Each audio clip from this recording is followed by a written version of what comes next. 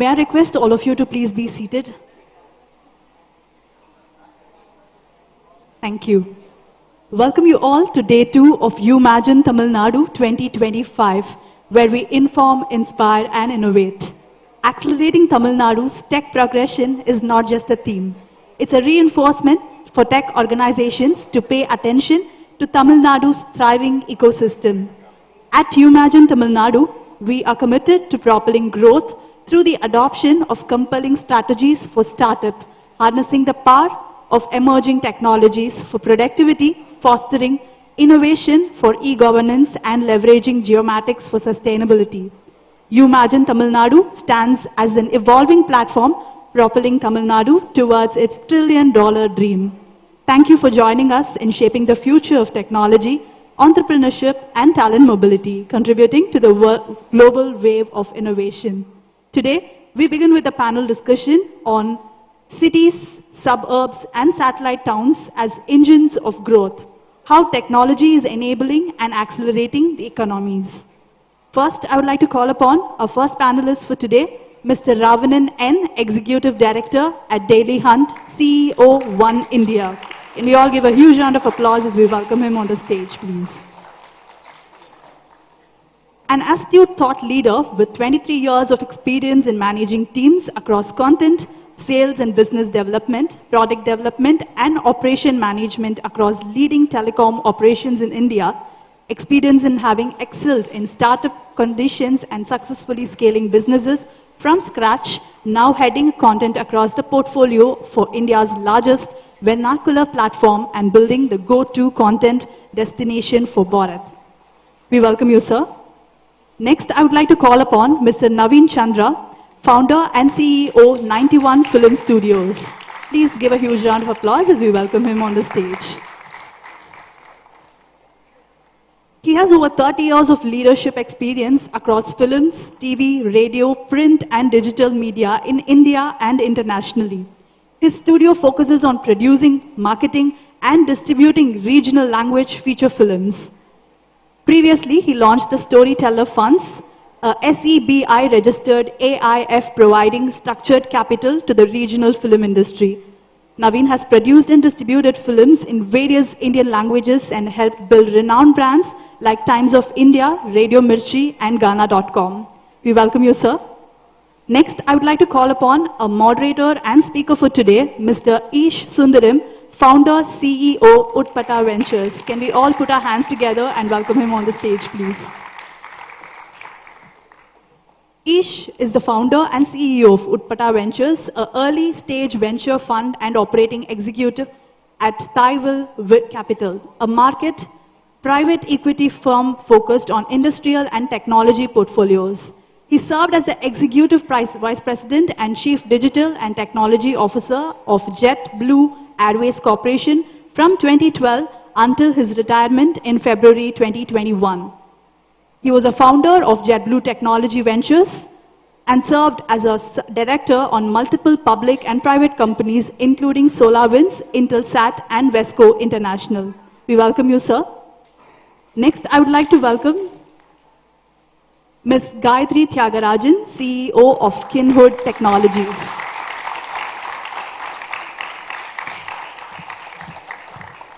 Gayatri Tyagarajan, CEO of Kinhood Technologies and founder of KYN, a neighborhood discovery and connectivity platform, has over 2 decades of versatile experience in financial services and technology firms in London, New York, Zurich, Singapore, and India.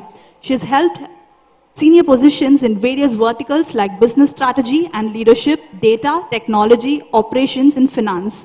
As a senior management professional, she has effectively partnered with C-suite leaders to define the vision and manage the execution of business strategy, leading to targeted, profitable outcomes. We welcome you, ma'am. Last but not the least, I would like to call upon Dr. Viveka Kalidasan. Can we all give a huge round of applause as we welcome her on the stage, please? Dr. Viveka Kalidasan is a visionary technopreneur recognized as one of MIT's 35 innovators under 35 and Singapore's top 100 women in technology. She is the founder and CEO of River Venture Studio, the world's first inclusive Industry 5.0 accelerator focused on sustainability and human-centric innovation. River Venture Studio helps Global Startup Cafe, offering pilot opportunities and fostering diversity in leadership. We welcome you, ma'am. Over to you, sir. Thank you. Vanakkam Chennai. Eppadi irukeenga ellarum? Did you all have fun yesterday? Who came here yesterday? Wow, that's amazing. Thanks for coming. Second day will be even better. I'm hoping for a lunch. I didn't have lunch yesterday. It was too busy, but today I'm hoping to have some good food. But thanks for coming. I know it's early morning for many of you, Friday morning. I am here for only one reason. I'm going to be very public about it. Gayatri says, you come, you come. That's it. Like, there is no other second choice. Thanks, Gayatri. We're very proud of what you do, with your team, and, had a great chance to interact with some of your team members. And before we jump in, we have an amazing set of panelists here. I was also thinking maybe இதை வந்து ஒரு panelக்கு பதிலா ஒரு பட்டிமன்றம் ஆக்கிடலாம்ட்டு, and I'm well seated in the middle too, right? So they can debate amongst themselves. So my job is easy, but I'm going to throw some good questions. What you're going to see in our panelists is not just visionaries and entrepreneurs and all those things, but they are really change agents. What they're all doing in different parts of their work, the community work they are involved in, is amazing and also a massive change to our society. I personally have seen some of the work Gayatri has done, and I got a chance to interact with Mr. Ravanan, and I was looking at your profile in the media. It's just inspiring to see that. So first of all, welcome. Thanks for joining us in the panel. The topic today is very interesting, right? How the world has changed, cities, suburbs, towns. I come from a very small town called Tuticorin. How many of you know Tuticorin? Gayatri, I know you come from Madurai, and Viveka, you come from Madurai, and we all come from small towns, right? We're not like the big city people, like speaking fancy English and going to Don Bosco and stuff like that. We grew up in small towns, but something helped us to be where we are today and open the doors for us. But if I fast forward today, 30 years since I left, Tuticorin and settled abroad, the world has completely changed. Technology has rapidly changed, especially post-pandemic. The influence the suburbs and small towns have had on people's lives, and how rapidly the world has changed around us, and you can work from home, and the digitization of these things, the local, the marketplaces that has evolved. I live in New York, Connecticut area for the last 30 years, and when I come to India, I feel like we are 30 years behind in US in many things that's happening. So it's like the cell phone. Naveen, you probably would appreciate this, and you were in telecommunication too, Mr. Ravanan. Cell phones was first invented in US. Now we are 30 years behind in cell phones, right? India has surpassed because you skipped a generation. When cell phones came into India, it was rapidly a different technology, and you move forward. Like that, I think the digitization, the local marketplaces are all like surpassing the globe, and it's the best time, most exciting time to hear from different leaders around us, their thoughts and what they're doing in the communities, that is going to change lives of every one of you sitting in here. So welcome, and let's start the panel. Gayatri, first question for you. You are a change agent. You're taking information to the hands of people at local marketplaces with your Kin app. What really inspired you to do that? You spent your life in investment banking. It's the craziest job to be in. You love data, I know that. Yeah. But why would you want to do this? Yeah. Why are you so passionate about getting that information in the hands of the local communities and impacting them? What changed your mind? So there are 2-3 things that I actually, that drove me to this particular thing. So as you said, I'm a data person, so I actually look at, what we get. So if you look back, so many years back before internet actually came along, you had very little information that you actually had to synthesize. So in today's world, like I think in the audience, I can actually ask how many people are actually having social, everyone has a social, what is that? So the smartphones is what we actually have. So we get information from multiple sources that are actually there. So the velocity and the veracity or the variety of information, almost like, like each of us have become our own data lakes to actually get this information. So being technology people, you can all understand that, like unless you're able to actually synthesize that information, understand it, it is going to become very, very difficult. So for us, when I actually look at it, I also thought that, like we should be able to bring relevant information to people that is actually accessible to you. Now, outside the digital world, you want to actually survive in a community or an area that is actually there, which is of relevance or importance to you. And how is it that we can actually try and bring this to people is what we actually think. So whether it's entertainment, whether it's information that you're actually looking for, or whether it is, like how you do your time pass or anything like that, as long as it's actually relevant to you, then that means that, like you can bring in. So it's almost like a filter on trying to actually see how is it that we can bring this, and how is it that you can offer your services, because you're also a provider of information to multiple people. It can be your business, it can be your profile that you actually have, or your talent that you want to actually communicate, and it should reach the relevant people. And how is it that you're actually going to bring that? So relevance for me is the main driver to actually bring all of these pieces together. And that's the reason I actually thought, like I'll get into this space to make things very relevant to people. You've had an amazing journey. Congratulations. I had a chance to, hear from your team, and most of your team members are here. Can you raise your hand here? You guys have to talk to them. They're one of the best, team I have spoken to. Very inspiring what they do. Viveka, you come from Singapore, my dream city. I always say the safest place on the planet is Singapore. Now Dubai is claiming a little bit of Singapore's fame. What have you learned from Singapore?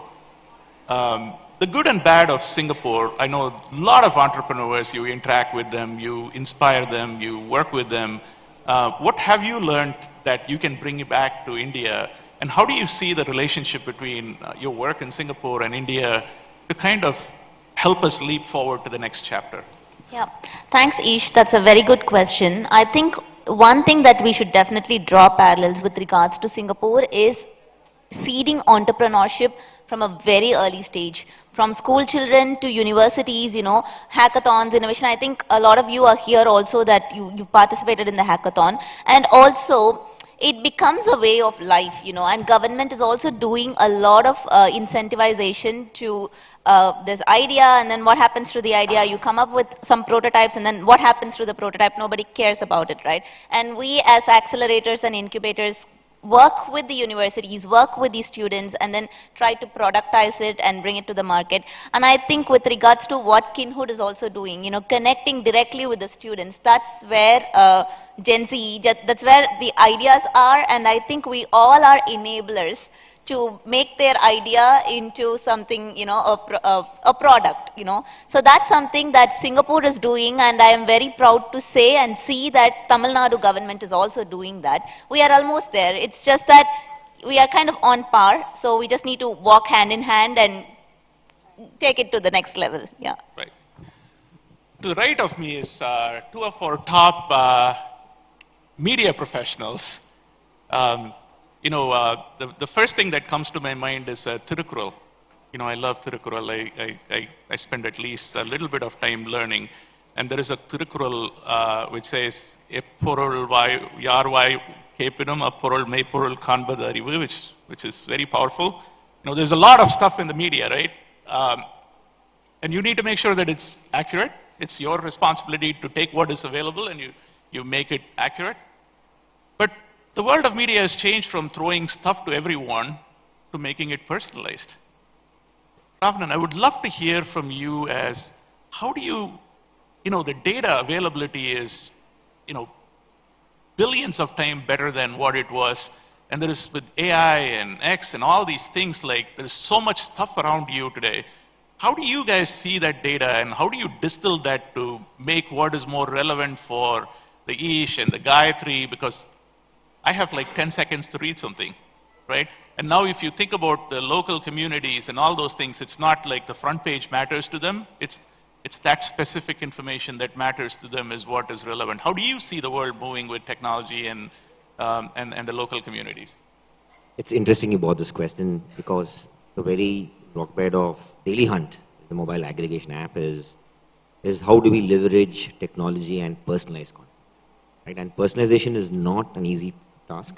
I wouldn't say it's been solved till now, but it's a journey, right? And like Gayatri was mentioning, she looks at a lot of data, right? In India, especially in this current context, there are two schools of thought. One are apps which take a lot of information from you, and the other are all apps that infer a lot of information from what you do, right? So there's explicit personalization and implicit personalization, right? So explicit is what you do in Facebook. Facebook technically knows who you are, who your cousins are, who's your brother, what's your brother doing. So it's a lot more easy for platforms like Facebook, Google. They'll know a lot more information about you, so they're able to info better. And personalization is generally the ability to predict what you are more likely to consume. And that comes from a lot of signals and data that you give, right? We belong to the school that doesn't take any login information, right? So the social apps build what you call as a social profile of an organization, of a person or an organization. What apps like ours do is we build what we call as a content profile. They're two different, I would say, ends of spectrum, right? Given this whole concern of privacy, I think we like to stick to the whole content profile. So what we do is we know a little bit of who you are based on what mobile device you use, which campaign you're responding to, which language you speak, which location you come. And from this, we go about a journey of trying to know a lot more about you, with only from the signals that you give on the content you consume. Right? It's slightly more convoluted problem to solve, but I think we've been doing that fairly well. And then you throw in another dimension of language, which kind of complicates it more. But having said that, I think today, personalization leads to probably 4 or 5x more engagement on content than any other platform. Right? Gone are the days when you have a chronological feed of content where you could just consume what they think you should consume. Right? And today, most apps, every home screen of the app is very different from everybody. The person sitting next to you sees something else, and what I see is very different. Right? So, while the problem has thrown up a lot of challenges, and especially with a market like India where there are multiple languages, right? Multiple contexts, multiple nuances. But I think we are all in part of the journey. I think Kin also is trying to solve that problem in some way. But we should get there at some point of time. But personalization is the key because it provides you more context to what you're more likely to consume. That's wonderful. I sincerely believe a lot of disconnect between the metro cities and township. Today, the gap that existed with with information sharing is now pretty much filled with social media and other ways of communicating. So you don't feel that you're left out in a small town today, right? Naveen, I know you spent 2 decades of your life in media and entertainment. Now you're an entrepreneur, investor. What has changed in your life from being a media guy, Times of India, to becoming who you are today? And how do you see your investment profile change these townships that you want to work with, the smaller towns and the medium-sized cities? Where do you see that growth for you? Thanks, Isha. That's a good question. Thanks, Gayatri, for having me here. I think one of the first realities of modern society is that all of us are migrants, right? On this panel, Ish comes from New York. New York is a migrant city. I come from Bombay. Bombay is a migrant city, right? Gayatri is in Chennai. It's a migrant city. She's in Singapore. She's not from Singapore. She's a migrant to Singapore and so on and so forth. So I think what essentially is all of us are living a migrant life, right? We don't belong to our hometowns. There's a beautiful Tamil film that released last year called Maya Zagan. How many of you have seen it? Okay, so this is a wonderful film. You should see it. It's about a lost childhood It's about migration to a new city and forgetting your roots. Arvind Swamy and Karthik do a terrific job. Very, very nice, small, easy to consume film. And it tells you what it really means to leave home and to go to a new city, and what it means to come back to the city and feel belonging, that this is where I belong, right? It's a wonderful film. I think you should all watch it if you've not seen it already. And I think in my media journey, I have, I have launched various brands. I mean, Radio Mirchi was one. And when I was launching Radio Mirchi, I remember we started in towns like Patna, right? So those of you who know media, Patna used to be under TAM called Media Dark, right? There was no media when we launched Radio Mirchi in 2005 in Patna. So Patna was not measured in Nielsen and TAM ratings. Patna was not on the map. Once we started launching Radio Mirchi, we started getting small local advertisers. You know, the Panwala, the tailor shop, the second-hand bookstore who passes, the IAS books down to the next, etc. Those were the advertisers on radio. First time in their life, they had actually created a ad and they came on. So we sort of brought them on board and so on and so forth. So when I started looking at my journey as an entrepreneur, I first looked at regional cinema. I said I have to do regional cinema because regional cinema is where India is, right? I call it Mitti Ka Khushbu. In the sense, the real stories come from, back in the regional markets. I don't work in the Hindi market. I don't work in the English market. I work in that. Because I believe every migrant story, every story of human movement, every story of urban story is a story of home, is a story of going back home. And that cultural roots is what we're losing in some manner. And that is what, if you can get, that's a great thing. That sense of community is difficult in an urban environment. And so any effort at building that, I think will be great. So my inclination is towards that.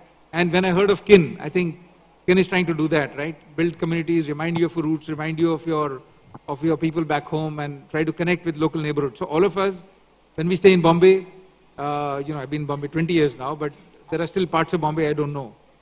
And I think it will be great to sort of know what is happening in Bombay. And I think in the new era, the more you go forward with AI and with technology, the more you want to connect back to your roots. I think that's becoming very, very evident, right? So that's where I'm sort of focusing on. So I do regional cinema. I produce and fund and invest and market and distribute regional films in 10 Indian languages. And I want to look at stories that come from those places and how, what I call mitti ka khushbu, which is smell of the soil, is what moves me, right? That's my journey. Would love to see a movie on Tuticorin. Yeah, sure. It's been a while since Chingam was released, so would love to see another movie. I just want to actually add a point to what Naveen just said. So this is something that I normally tell people, like when I go and when they ask me, like why did you do KIN? So in the 90s, like there was a lot of desire for people to actually understand what's happening in the Western world. So you wanted to know about who's the singer in New York, who's the football player in UK, who's the stand-up comedian in South Africa, and so on. So that's when internet actually opened our eyes. And like to a large extent to what Ish actually said, Thoothukudi, Tirunelveli, Madurai, and like all these people from like tier 2 cities, we've all made it abroad to actually do a lot of things. And then after that, like fast forward, like we wanted to actually know nationalization was very pride, like India and things like that. You wanted to actually be very aware of, like North India and, like Ahmad Tak and Amir Khan and Shah Rukh Khan and others were actually there. Today, in today's world, what we're actually moving towards is localization, because you want to know who's your local stand-up comedian who's actually there, who's actually locally able to actually perform and sing and so on. So Motamadi boys, like all of those small talents that you actually have inside your home is what you want to actually go and understand. So in a way, like we've all realized that, like 60% of your time is actually spent in your neighborhood, at your home, or your workplace, or your place of study, and so on, where you want to actually get connected. You spend a lot of time there, so you want to know events around the place. You want to actually know people who are living there. You want to know is there a community that's actually there, basketball community or even a tech community where you can go and engage with them and so on. So from that perspective, like information and trying to actually get it more relevant to you rather than actually trying to look at everything else outside. So there's a shift in people pattern and behavior which is actually there in this, like vast information age. We're not trying to actually replace or anything like that, but, like if you really think about it, how tech is actually going to actually expose all of these small things that are there. So the events that are going on, those people who are there and what offerings are actually there and so on is what, will be more relevant and more interesting to people. And that's what we're actually seeing today as well with the number of people on what they search for in our app and so on. That's pretty cool. Vivek, do you have something to say? Yes, I also wanted to add something for what Gayatri is doing, right? One thing when trying to know what's happening local, more so for people who live abroad, even you told me yesterday that you're here too. Your mom is here, my parents are here, right? Aging population is becoming, it's going to be more than younger generation, but I think that, how can we make use of the younger generation to actually take care of the aging population, which is not living with us. So when I even, like on my phone, I follow NDTV and Hindu, right? And then I choose Madurai and in both to see what's happening there while I'm not in Madurai. More so because to see how it is affecting my parents. Whatever is happening is actually affecting my parents who are living here, right? So I think with regards to that, whatever Kinhood is trying to do to make use of the younger population, to take care of the aging population is something that I think that's really very good. Yeah, and I think you should do more so, not just in terms of aggregating news, but also how to deliver something very faster, like which opens a new Q-commerce or a e-commerce, something like that. That's a fantastic segue into this whole concept of micro-market economics, right? When I see something in the developed economies like US and Europe, this is not happening there. There is no local, delivery system. In fact, the town I live in, there is no food after 10 p.m. Everything shuts down. And Uber Eats last delivery is 10 p.m. And then you come to India, like you guys are eating at 2 a.m. in the morning, the best food.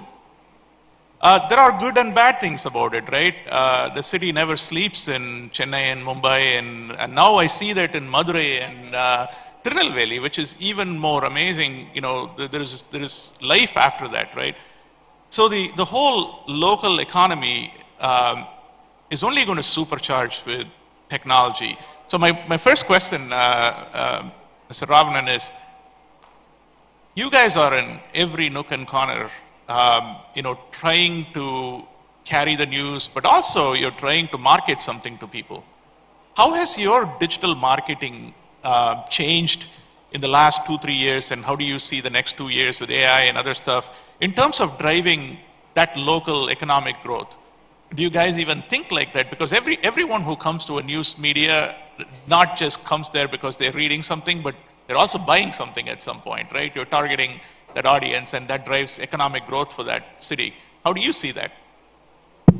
Before that, I'll probably put this whole hyperlocal thing in context. The way we look at hyperlocal from a content space is hyperlocal is equal to vernacular, right? I'm saying back in 1999 when we started our journey, probably we're trying to raise money, Indian language / vernacular, Indic language is not sexy enough. It is not very attractive enough to even raise money. Because it is considered Tier 2, Tier 3, largely driven by English and to some extent Hindi. I think with the advent of technology, a lot of digitization, I think this whole ecosystem has changed. And once this ecosystem has changed, we realized that India is not one country. It's a million Bharats. The whole VC lingo of million Bharats, right? And Tamil Nadu itself is not just one state because there's so much of heterogeneity, unlike the US. Probably there's one language that entire US speaks, right? We speak 1,622 dialects in India, with Tamil itself is having probably 32 slangs, 32 ways of, speaking, right? So, since our journey started with this whole hyperlocal concepts, we've been looking at this hyper-personalization very closely from day one, right? It started off with language, but then as we progressed over a period of time, consumer behavior also started getting more, I say, granular, right? And since we work on a lot of data, right, we try to match consumption with the propensity or intention to purchase of a real product. Right? So if you look at our personalization layer, doesn't just work on our content serving engine, it also works on our ad engine. And interestingly, the hyperlocal ad market works very differently from your overall digital market. Right. Right? Very different. As of last year, I think digital market is scaled to hit around 50,000, 60,000 crores, right? Of which I think now hyperlocal advertising is 30-40% now. Oh, wow. Yeah, it's a sizable amount of number. Like you said, right? There are local vendors who like to advertise. The whole SMB business, while it's long tail, but it's massive. That's amazing. We're a little bit running behind schedule, and we have something more exciting that is going to happen now. I'll tee it up and then pass it around to the organizers to explain what it is.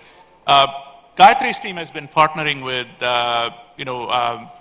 IT&T and, driving a lot of innovation in this community. As a part of that, they've evaluated about 50 plus startups or even more, and kind of distilled that into 25 startups that most of you are here somewhere. Raise your hand who are all part of that startup community. No. This is the Kinnovate Hackathon. The Kinnovate Hackathon. Wow, that's amazing. I spent some time with some of you in the front. Congratulations to being here. And then the 25, we have 5 exciting winners we're going to announce, and we have our favorite IT minister, Dr. Tyagarajan, who's here. I'm not going to steal his thunder, but I will have him to the stage and be part of us. Or maybe Hari, why don't you tee it up, and then Dr. Tyagarajan PTR can announce it. Great. Quickly, to give you context, in line with the theme of Inform, Inspire, Innovate, we had this Kinnovate Hackathon Challenge for all college students in Chennai in partnership with the Umagine TN team. We had 300 plus registrations, 20 plus colleges, 100 plus entries. We had 5 different tracks to basically evaluate these students. We gave them 48 hours, news, user behavior, sentiment analysis, current moderation. All of you who've taken part in this contest, congrats, all the best. We had 25 finalists. So from these 25 finalists, we have the top 5. We'll quickly go on to that and we'll invite PTR sir.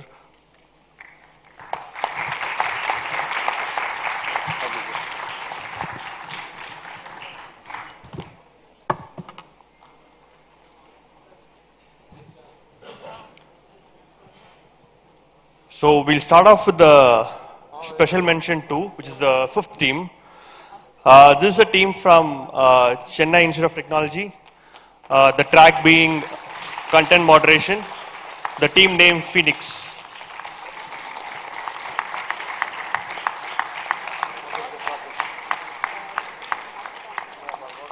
Guys, give a very quick note on your project. So,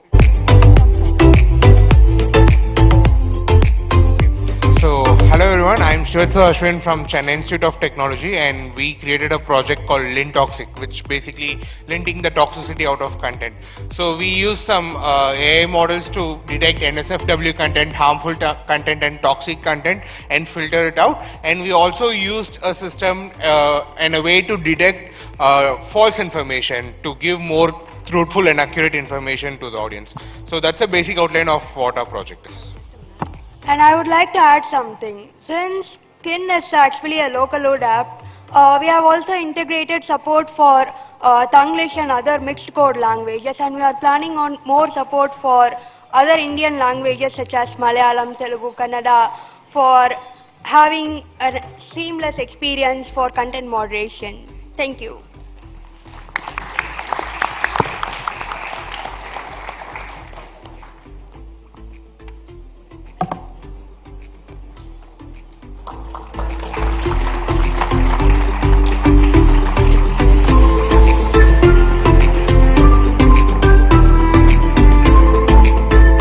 Thank you, team.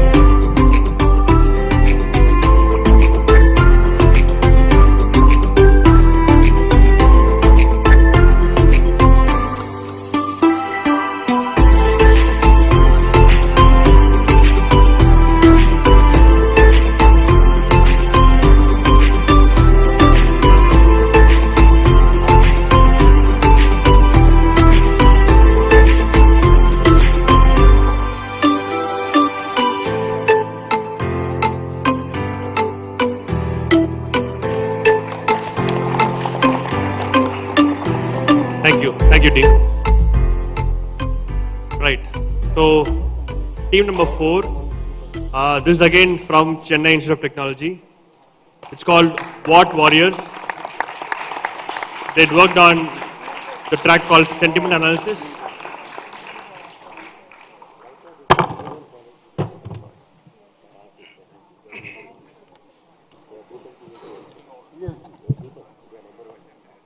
So actually we worked on sentiment analysis project. It is nothing but recently we have seen like in a particular post there will be many comments which may be positive or negative. What we did was we trained an AI model to detect whether a particular comment is positive or negative, and we can get the feedback like how that sentiment of that particular post was. And also we integrated many language support like Tamil, Telugu, whatever language may the comment be. It will translate it in English, and it will detect the sentiments of the comment.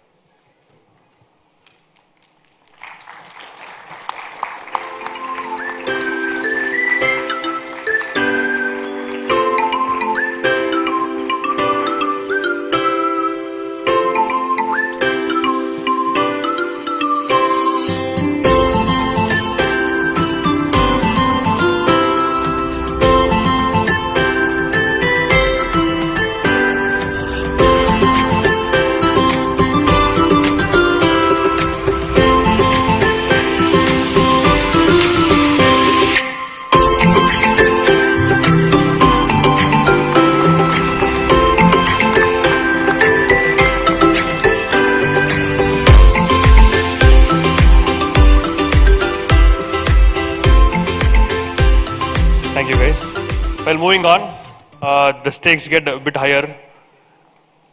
Team 3 is from Venkateshwara College of Engineering. Tech Easers. They worked on a project called User Behavior Analysis.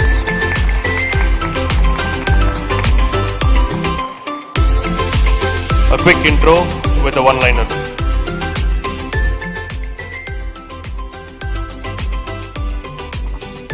Hi everyone, I'm Jay Aditya, this is Akil Ahmed, and that's Devesh. We're from Sri Venkateshwara College of Engineering.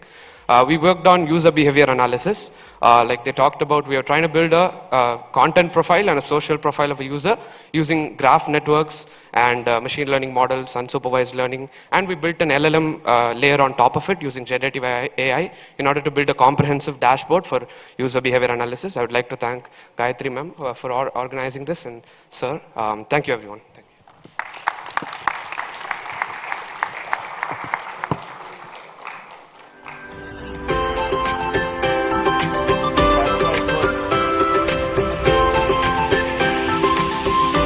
Cash prize worth 25K. Congrats, guys.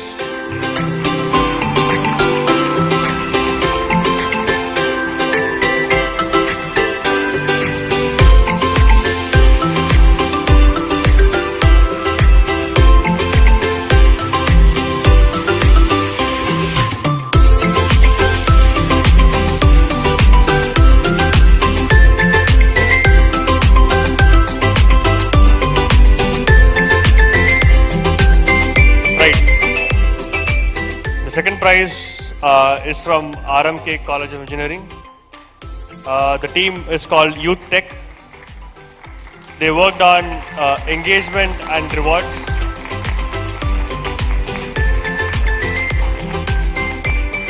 Hello, we are team Youth Tech from RMK Engineering College, and we worked on engagement and rewards platform PS, and we first understood that the problem was user retention, and that hardly 10% of the people who download the application are using it actively. So after understanding this, we thought how we could increase the user base, and for that we conducted many surveys, and we understood where incentivization was needed. And to bring upon real world changes and incentivization, we created a feature for donating points and gaining points through quizzes within the app, and that's how we try to innovate and provide a solution to the problem. So, thank you. Good work, guys. A cash prize of 50K.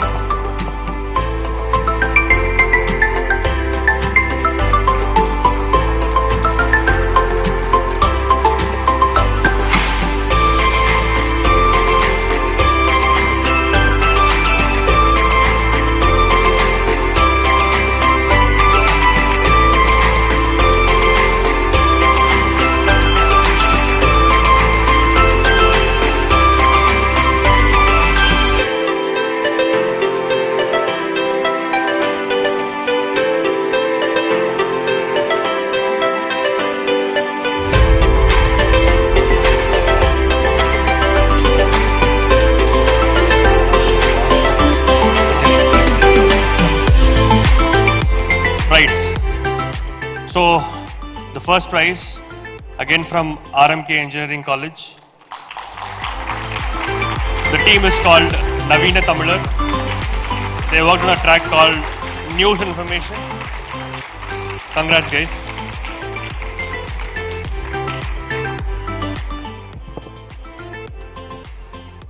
Our application named Know Your News, shortly KIN, it's to symbolize we are in the same track. And the application comes with the features for a children's page, and it's a news aggregation application and customization. We have used artificial intelligence, machine learning algorithm for personalization by using each click and the likes. And it comes with the features for children and for exam preparations and for events and for old age peoples also. And saving feature also is available. You can access the news in offline. Yeah, the main thing we have did is we categorize our audience as children and focus on them for giving children specific news. And for old people, they won't have the idea of reading the news. So we provided the feature to listen the news like FM radio. They can get the live news as it comes. And then we also given the feature of preparation page, which aggregates news related to the respective competitive exams. The main feature we have added in it is we can generate questions out of that news. This all within. Good work, guys. So we also added events page so that we can, anyone with an organization can add an event, announce it publicly, and categorize it whether it is weekly, yearly, so that. Thank you.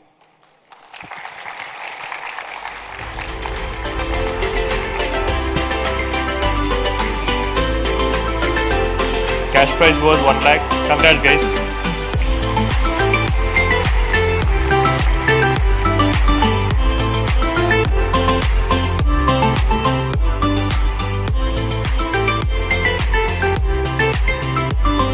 All the other teams, after this session, you can collect your certificates from the organizing team.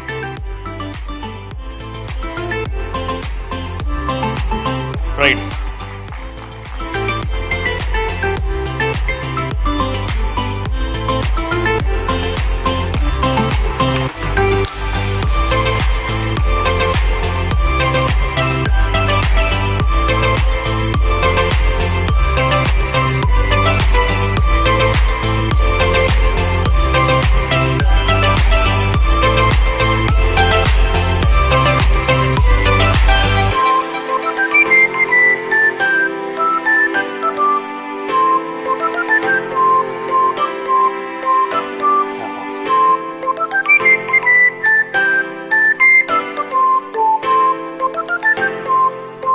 We'd like to thank ICT Academy IT&T team for helping us organize this.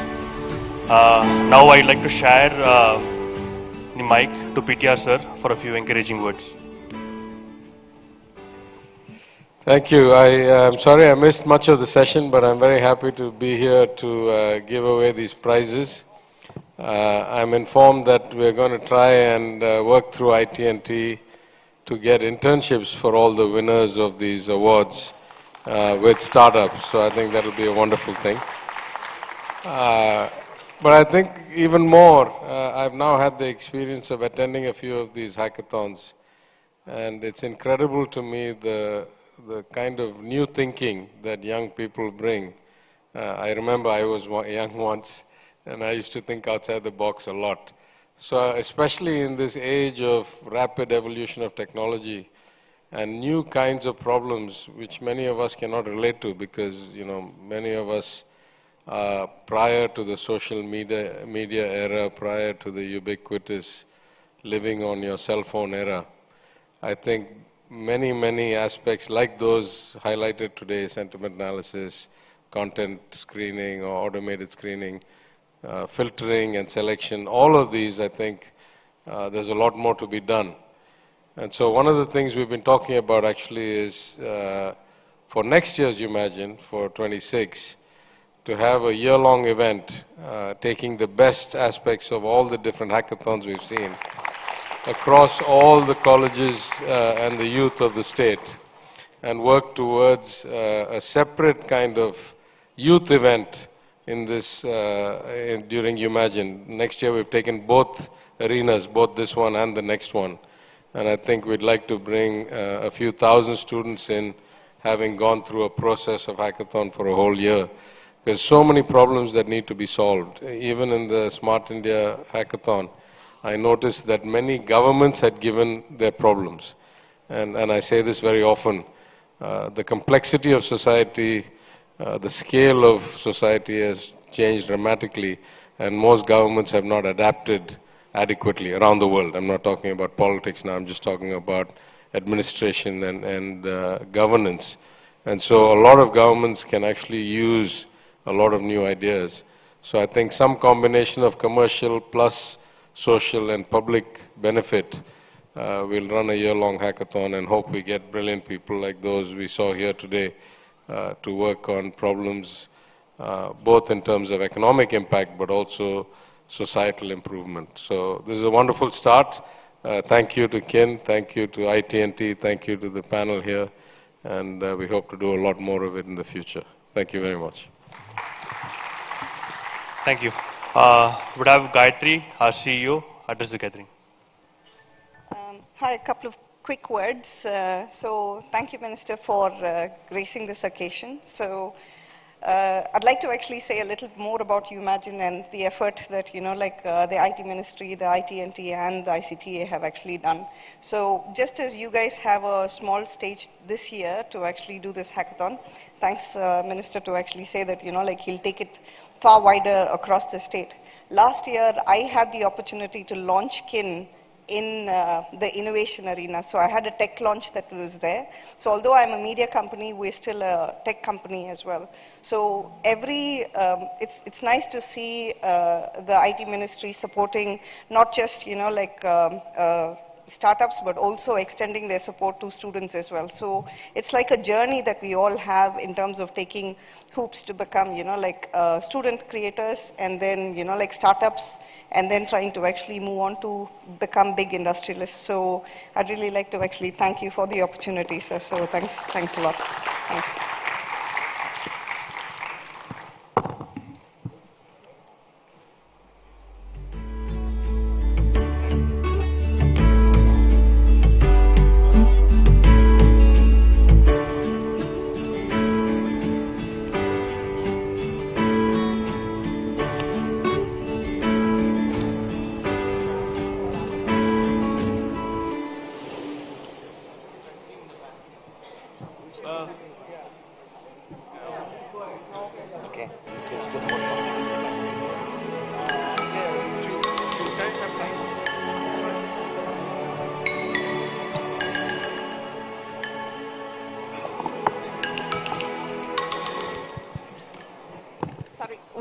Guys, sorry about the interruption. So we had to actually do the prize distribution so that, the minister could actually be around for that.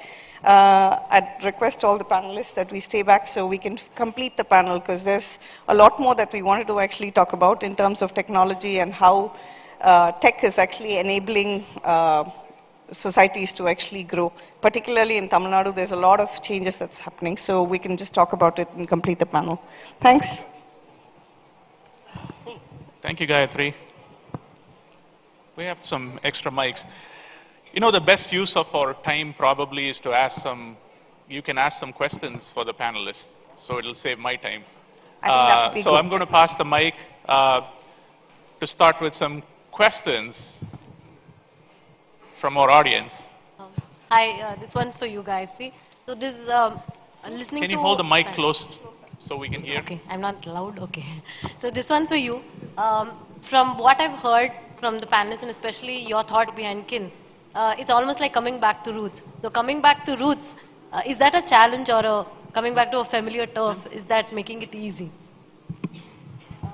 Coming back to the roots. I think the question was that, is coming back to the roots, because I've lived outside India for 25 years. So the question is coming back to the place where I belong, is it easier or tougher? I'd like to actually say that, it's a bit of both. I think it's more easy because, like culturally, you're actually still very connected to this place.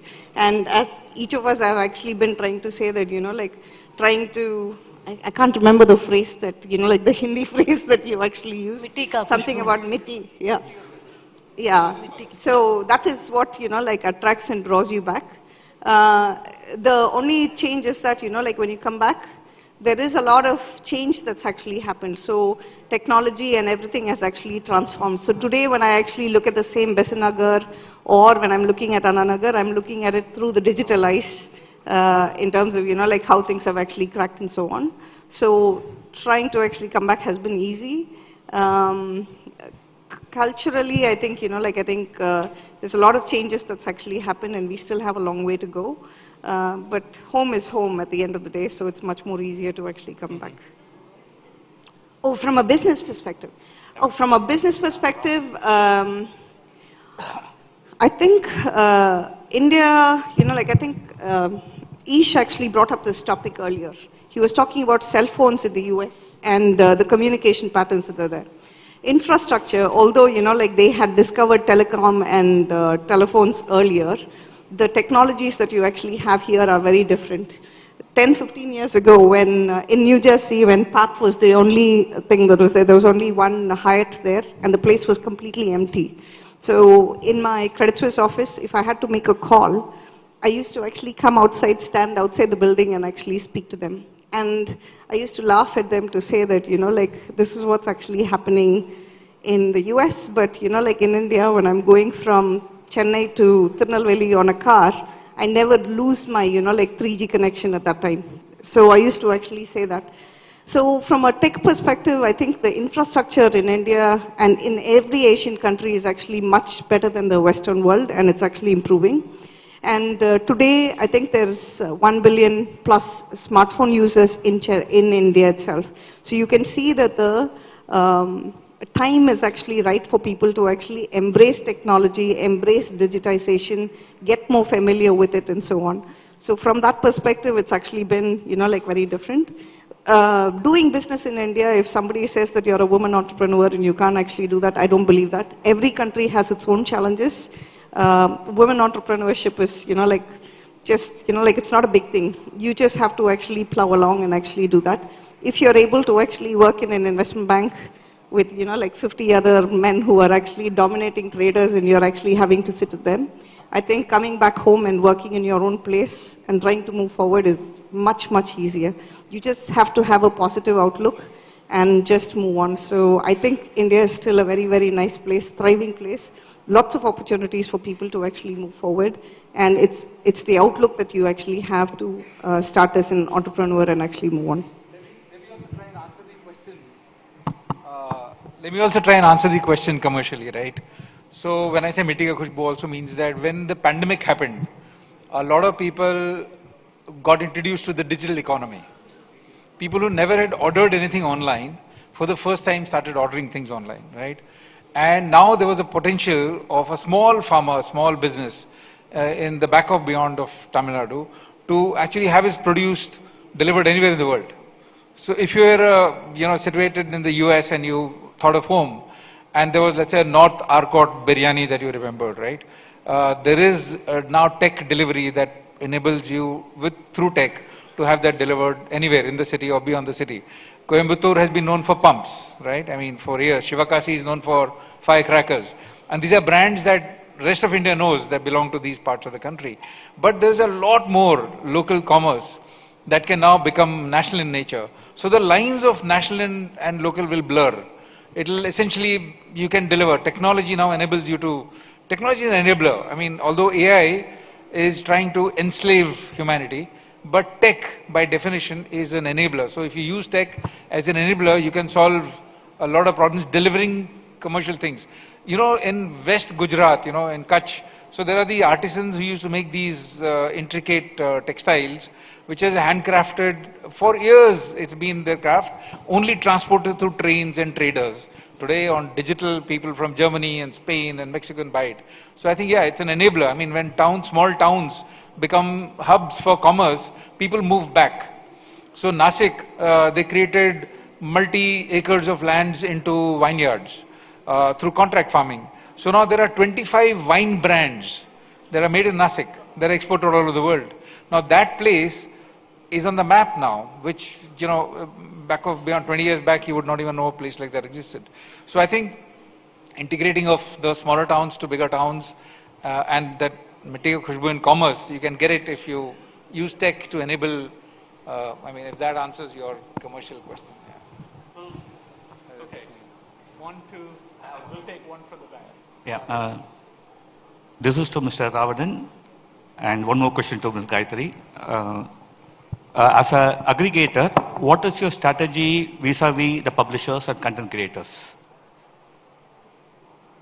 And I also can ask Gayatri also, you talk about micro-marketing and neighborhood. What's your definition or understanding of what neighborhood is, or perception of what neighborhood is? Thank you. I'll probably take the question. So when we started the journey, right, back then, content didn't exist digitally to a large extent. So the problem then was very different.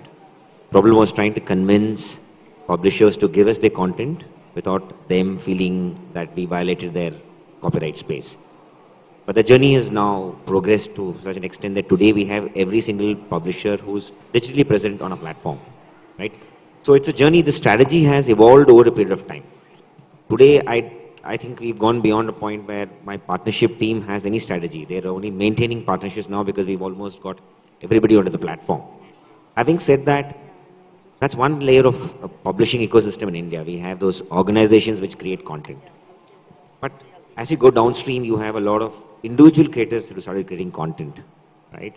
But for that, the strategy is slightly more, I would say, evolved, needs to evolve a little more, because we see that a lot of noise gets generated from individual content creation. I think quite a few of these kids at the Hackathon tried to solve the problem of moderation, right? If you see any platform that's gone through a journey of individual content creators, has stepped back a little because it creates a lot more noise than what you'd want. So today, content creation is slightly more, on the text side at least, is slightly more controlled. While on the video side, there's a lot of problems. Now, if you see, Facebook has just changed the strategy on moderation. It's moved towards community notes. Because I think the scale at which it needs to be done is very expensive, right? So that's going to be what defines your strategy on content aggregation. I'll just answer your question very quickly. So I think Professor Gopi was asking about micro markets and my definition of hyperlocal. So hyperlocal is any area that where you're actually standing and like what's going on around you. So in Chennai, like there are about 16 or 18 corporation zones that are there. So I can actually belong to Adyar. So for me, like people in Adyar and that marketplace, maybe the 3 to 5 lakh people in and around that 3-kilometer radius, becomes the marketplace that's there. So when I'm defining about marketplaces, I'm talking about people living there, the shops and entrepreneurs who are actually there, the clubs and communities that actually exist in there. So how is it that that particular community can actually become a self-sustaining micro market economy? So I'm talking about that shopkeeper and that person who's actually there trying to understand what's in their neighborhood, where they actually go, how they can actually leverage that neighborhood for their own things. So you might actually be, like students who are doing Viscom, or you can actually be tech people that are there. You can actually create a smaller, solution for the local shop to be able to actually market or enable e-commerce for them so that they can sell in that particular space. So how is it that, like people are able to self-sufficiently manage within that economy and build that economy forward is my definition of micro markets, and that's what I'm trying to actually push along. So in Chennai, if we actually have 6 or 7 very strong micro markets that I'm actually trying to create, more than 30 or 40% of the GDP of Chennai is probably coming from those areas that are actually there. And how is it that I can enable commerce for them so that, like they can actually grow bigger and not everything gets digitized. There is a level of digitization. Trying to bring digitization to the non-digitized world is also something that, like we're trying to attempt. And that's the objective. And I guess some of you from your hackathons have also given us some more ideas in terms of how we can take the thing forward as well. So thanks again. Thanks for your time. I think we're running a little over to the next ones, but all the panelists will be available just outside. So if you do have any questions or suggestions, please come and speak to us just outside the hall. Thank you. Thanks again for a wonderful morning, and thanks to Ish, Ravnan, Naveen, and Viveka as well for flying and taking all the time to actually speak to us and making this very memorable to us. Thank you. Thanks. Thank you so much, ma'am. May I request you all to please stay back for a few minutes? I'd like to call upon Mr. Guru Chandran, District Revenue Officer, ELCOT, to please come on stage and felicitate all our moderator and speaker today. Can we all give a huge round of applause as we welcome him on the stage, please? First, we'd like to felicitate Mr. Ravanan N. Can we give a huge round of applause, please?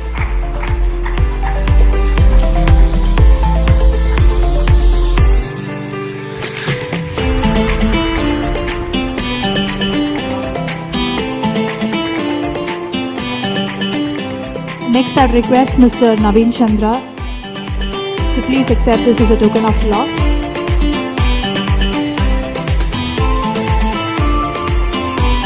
Can we all give a huge round of applause, please? Thank you. I now request Mr. Ish Sundaram, Ms. Gayatri Tyagarajan. Can we give a round of applause, please? Last but not the least, we have Mr. Ish Sundaram.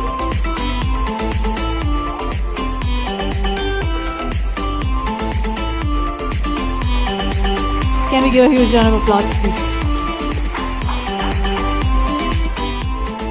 Thank you so much once again for this insightful session. Let's take the inspiration from the ideas shared today to drive innovation and collaboration for a brighter, more connected future.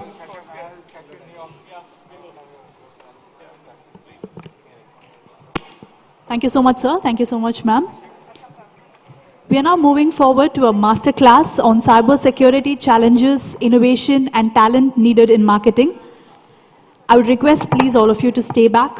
It's a very short session. And the speaker for today is Mr. Abdul Kayum.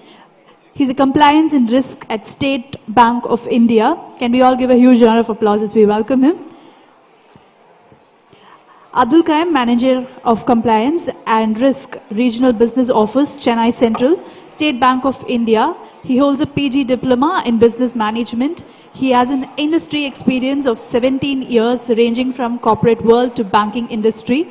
He has worked in international business division, business banking, retail segments, products, and now taking one of the core compliance and risk areas of SBI. The association with SBI is for 11 years now, and he's here to do a masterclass on the cybersecurity challenges, innovation, and talent needs in banking. May I request you all to please put your hands together as we welcome Mr. Abdul Kayum on the stage.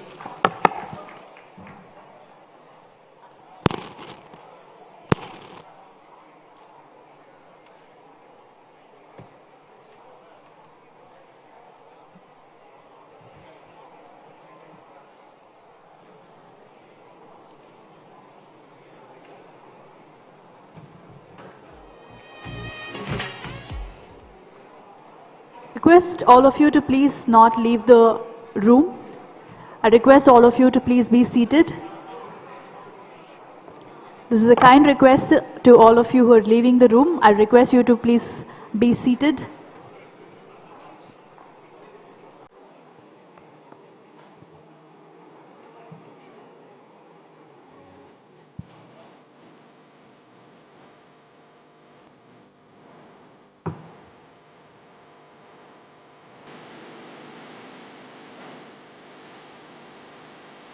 I request those of you standing behind to also come forward and please take your seats.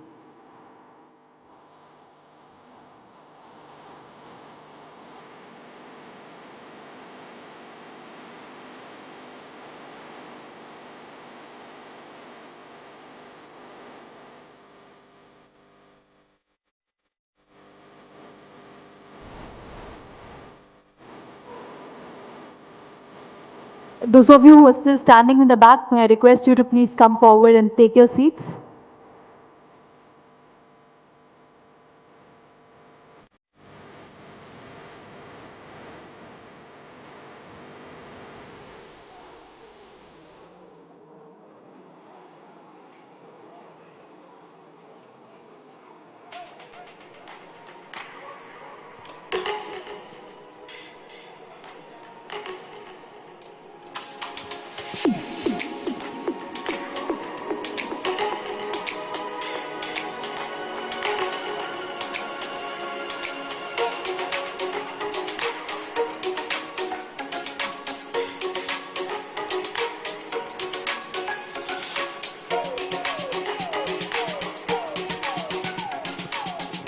This is a kind request to all of you who are entering the hall. Please take your seats.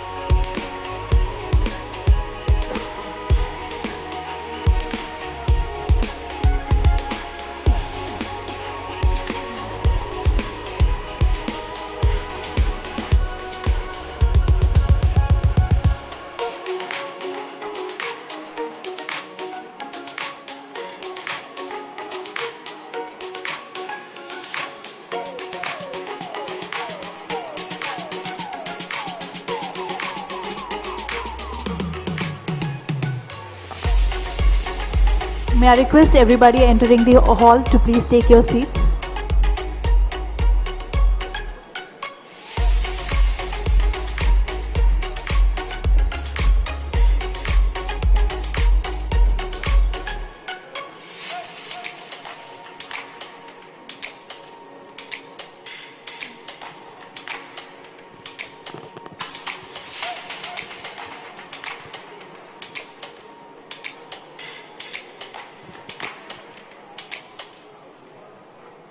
Now we have a masterclass on cybersecurity challenges, innovation and talent needs in banking.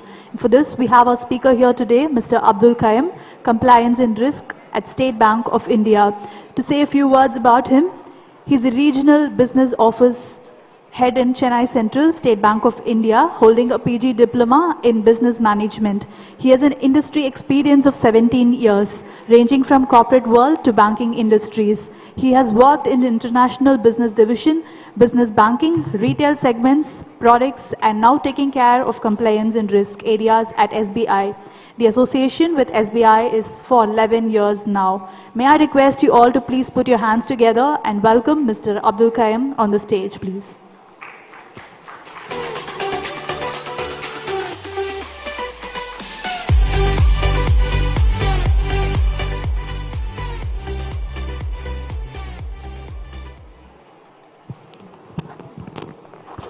Good morning, everyone. Hello. Good morning, everyone. My name is Abdul Qayyum. I'm from State Bank of India.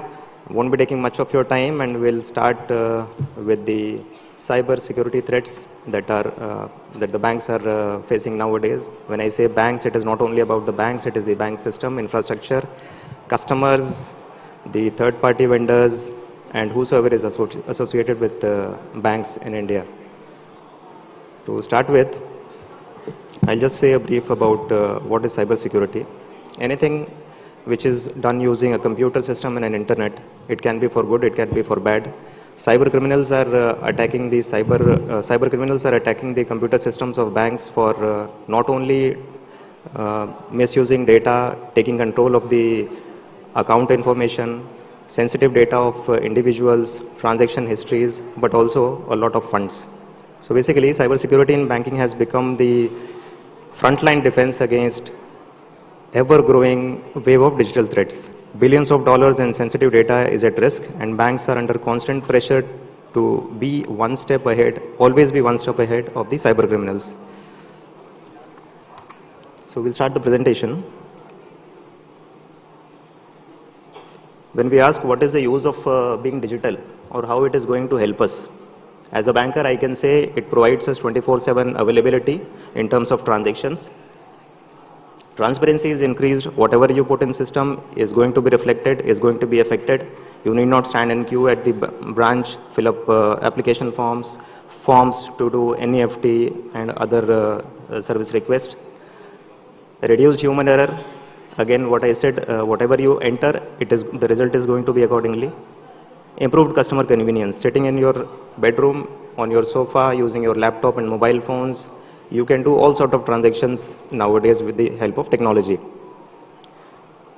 It can be starting from online shopping, booking tickets, booking appointments, searching for a match for your children, making donations, recharges. There are a lot many things. But at the same time, when the technology has given these many benefits to us, the use of, or you can say misuse of technology it has become very common for some people who are trying to deceive people, who are trying to defraud people without a hesitation to get caught. So this is actually very difficult for banks as well as the other organizations who are dealing in public money to prevent and safeguard their systems from such threats.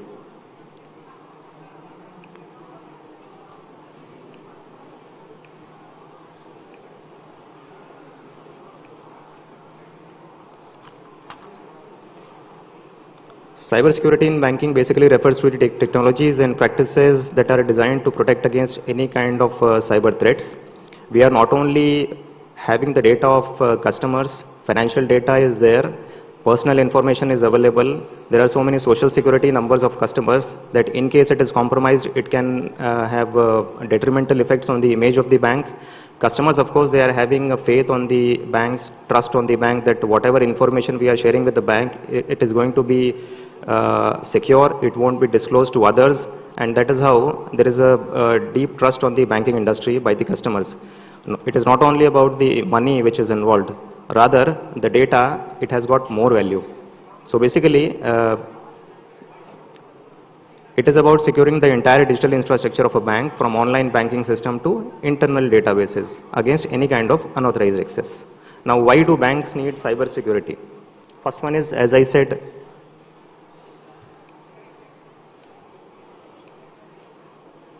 customer data protection, because customers have given their personal information like social security numbers, addresses, transaction details. A competitor can misuse these information if they get unauthorized access to all these. Maintaining customer trust and reputation. Basically, trust is the foundation of any banking relationship. Customers trust the bank and they provide the information to the bankers with a view that whatever details they are giving, it will be kept secret from anybody else. And also, bank has a policy not to disclose these information at the request of any of the other customers. In case there is a court order or something, we can very well disclose this information, but not to other customers, simply on their request. So whenever there is loss of data, loss of breach of trust, it has repercussions, it has a long-term impact on the trust and goodwill of the bank. So maintaining customer trust and reputation again I said, overnight reputation, perception of people can change towards a bank. When we hear about some incidents happening in some private bank that the shares are going down or some CEO is arrested, we make a perception that we don't know whether the bank is going to continue or not. People start taking out money very quickly. Overnight the perception changes about a bank. So the image of a bank, how they are going to maintain the customer trust, it is of utmost importance. Compliance and regulations, there are so many compliance and regulations imposed by the controller, Reserve Bank of India, and all the stakeholders, all the other organizations like PFRDA, IRDA, SEBI, all these controllers and regulators have got a set of rules and regulations for banks operating in India, and we have to comply with all these. Otherwise, hefty penalties and fines can be imposed. It can even lead to cancellation of licenses. Critical infrastructure. See, whenever there is a cyber attack on banking system, first thing is it affects the infrastructure of the bank, the servers, the computer systems. And once these things are affected, the performance of the operations, the functions like UPI transactions, internet banking, all these will go down. Either the speed will reduce or it will be a complete shutdown. Then to recover from this, banks takes a lot of time. It involves money also. It involves a lot of cost also. So that is how to avoid all these things, bank has to take care of its systems.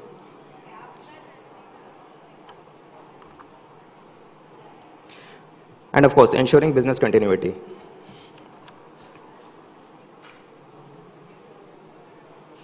I think it's visible. So there are a few.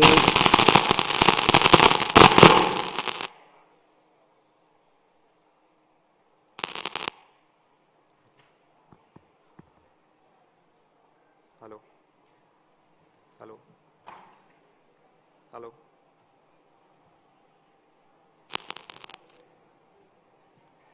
Hello. Hello. Hello. So some of the common cybersecurity threats that are faced by banks nowadays is phishing attacks, a very common thing which was there in the earlier days also. We get a link through email or messages. We are asked to click on it, which redirects us to the bank website or to some other web page where we are asked to share information about our social security numbers, our bank account details, and that is how it gets compromised. This problem is not only faced by the banks, but in fact, banks' customers, the employees, everybody is facing these challenges. And it is still very much in fashion. Although it is very old, but it is still very much in fashion. Malware and ransomware. Ransomware, everybody would have heard. Somebody will have unauthorized access in your system. They will get control on your system. System will be locked out. And to access your own system, you will be asked to pay some amount. Eventually, we end up paying something. Either we will be losing the data or we have to pay something to get back the access to our systems. It can be the computer system or even the mobile phone. By installing some malicious apps or clicking on some links, one connect is established between our computer, our mobile phone and the cyber criminals. By this, they will get control and access to our systems and they will ask us to pay some amount to get back the access, to get back the control of our own phone, our own device. Malwares, malicious softwares, again, not from reputed organizations, reputed companies.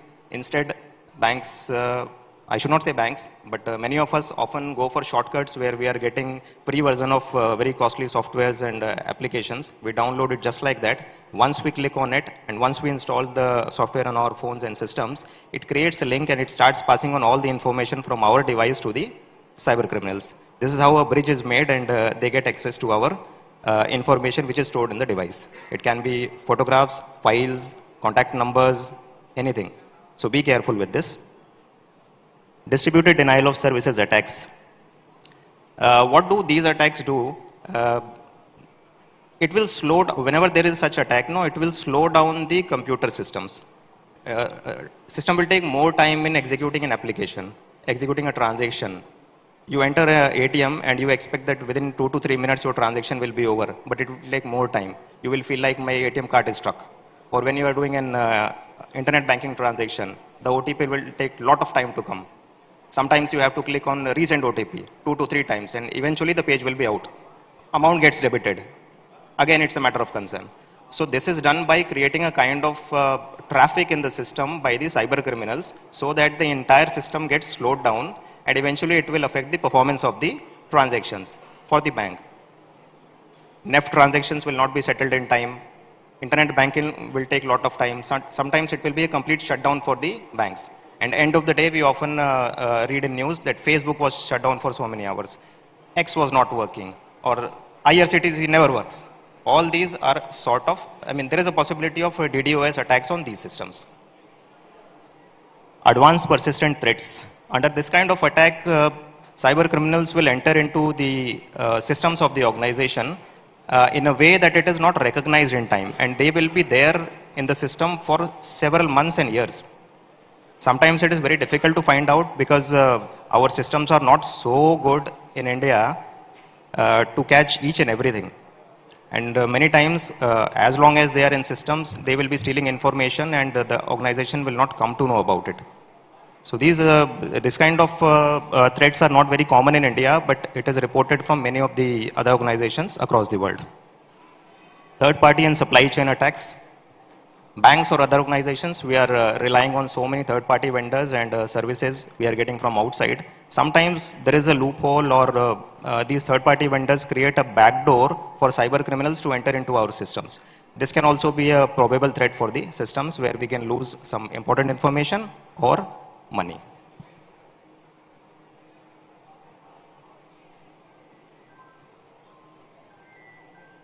So what do we do for effective cybersecurity solutions for banks? Not only for banks, for all of us as individuals as well, multi-factor authentication.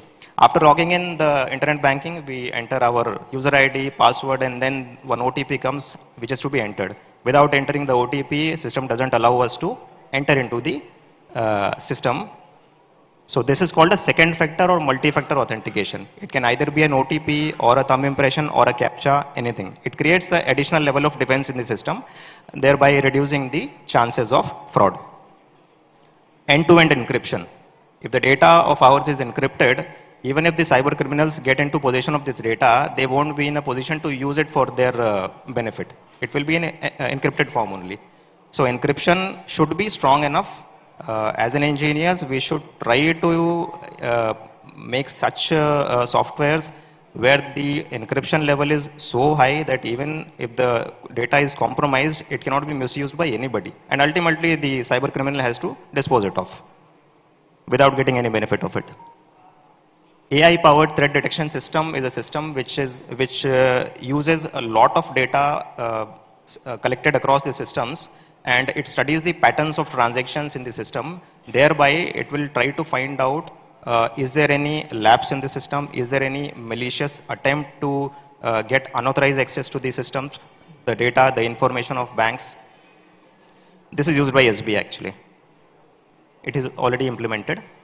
Zero trust architecture. Systems are there, procedures are there, but we should not trust anybody. On every level, on every entry point, there has to be a checking system, checking mechanism. So following this thing and without giving any kind of relaxation to any of the levels, we can ensure privacy of data. And security incident and event management systems. This system is yet to be implemented in India. What this system does, it is an extension of the AI powered threat detection, wherein it will be analyzing data for the entire banking system, the entire organization system, and if some, you can say, something unusual is figured out in the verification, it will, an alert will be sent to the concerned department to recheck the thing. So this will basically, it will try to figure out if something is going wrong in the system, and in early stages itself we can detect if there is some abnormality. Best practices, how to deal with it, regular employee training. We should train ourselves as well. Conducting regular audits. Of course, regular is a audit is a kind of post-mortem, because if something has already happened, then we go for audit. But in case there are pre-audits, or what I do is I'm a compliance and risk official. Before the audit comes to the branch, we go to the branch and we check for the records and data, and we advise the branches in case anything is not in order. So such kind of pre-checks are always beneficial to find out if something is wrong. Keeping software updated, update the software, keep the patches updated. Never download software which are from unauthorized sources, never go for free, nothing comes for free in this world. If you get a free software, probably you won't be getting updates, security updates precisely. Implementing strong password policies, of course, developing an incident response plan. Incident response plan, whenever there is a problem, we have to come with resilience. There has to be a return with the same vigor and same energy. So it's in SBI it is called BCOR, Business Continuity and Operational Resilience. Whenever there is a disruption in systems because of natural calamities or system failure for some other reason, SBI has a system wherein we can quickly come out of it, and we can keep providing uninterrupted services to our customers without any disturbance. Hardly it takes a matter of few minutes. We can arrange, we can have an alternate arrangement with some other branch, nearby branch, and customers can be redirected. So whatever transactions I went to do at this branch, I can easily do it in the other branch also. This is called BCOR, which is available all over India for State Bank of India. As I said, it is not only about banks, it is about individuals also. So these are some common cyber fraud mechanisms adopted by cyber criminals nowadays. Phishing links, the old good method, where we get mails and SMS with a link. SIM swapping, not very common, but of course when it happens, it is very detrimental because all the OTPs start going to that new number and the person can get access to your systems. Fictitious online selling platforms. iPhone available on website, one website is for 1.5 lakh, another website is selling is for 95,000 rupees. Brings a kind of suspicion in us. So double check it, verify, check for the authenticity of the website, check for the number of visitors on the website, go for the reviews, try to identify the fake reviews and the genuine reviews, and finally you can decide about whether I should shop with this particular website or not. But it is always better to go for the reputed players rather than going for the unknown ones. Wishing calls. These are calls. Sir, I am calling from State Bank of India. You have to update your KYC. Instead of asking you to go to the branch, I'll say, sir, you can share the details with me. I'm sharing a link with you. And once a link is given, it creates a link between you and me, and I can get everything, whatever you want. These cyber frauds are not a single, cyber criminals won't use a single technology for doing frauds. They will use a combination of 2 to 3 things. First, they will get access to your systems by either giving you some great offers. You can call it greed also. By giving you some great offers, they will try to get access to your systems, or by creating a fear in your mind. These are 2 mechanisms that are used by cyber criminals nowadays. It is called social engineering. It works on either greed or fear factor. Greed of getting higher returns, greed of getting free lottery ticket, some lottery ticket, or some world tour, some reward points, good returns in stocks invested by you, bitcoins and all. So this is one technology used by them. Second thing is fear. They will try to create a fear in your mind that if something so-and-so thing is not done, you will be losing this amount. You will be losing the life of your near and dear ones. You will be having an income tax rate. You will be caught by police. Some case will be registered. So these are the 2 techniques with which cyber criminals will try to finish their task. Basically, we often get into these things and we have to choose either of these. If you are not so well educated, if you are not so well informed, then the chances of getting caught is very common. Even bankers are getting defrauded nowadays. So be careful with phishing calls. A digital arrest scam, this we will discuss later, briefly, of course. Courier scams, it is another form of digital arrest where some people will call you and say some parcel is received which contains something, some powder-like substance. And it bears your name, your Aadhaar number is found, your phone number is there, so you have to come for an inquiry. If you want to avoid that, better you go to some police station and you appear over there. If you want to avoid that also, you have to pay some amount in the form of bail, and we will arrange for dismiss this case. But please be mindful, any of the organizations who are into investigation, CID, CBI, even police department, they never do all these things in a digital way. Please educate your families and elders also, children also. There is nothing like digital arrest or digital proceedings. Everything in India so far is physical only. There is no digital arrest. It's always physical, and they will be, in 99% cases, they will be following the SOPs. They have to follow their SOPs. So try to understand, whenever somebody is giving you a shortcut to get away with some legal implications, beware, disconnect the call. It is not going to cost you anything. Screen sharing apps like TeamViewer, fake details in search engines. Sometimes the search engines itself are fake.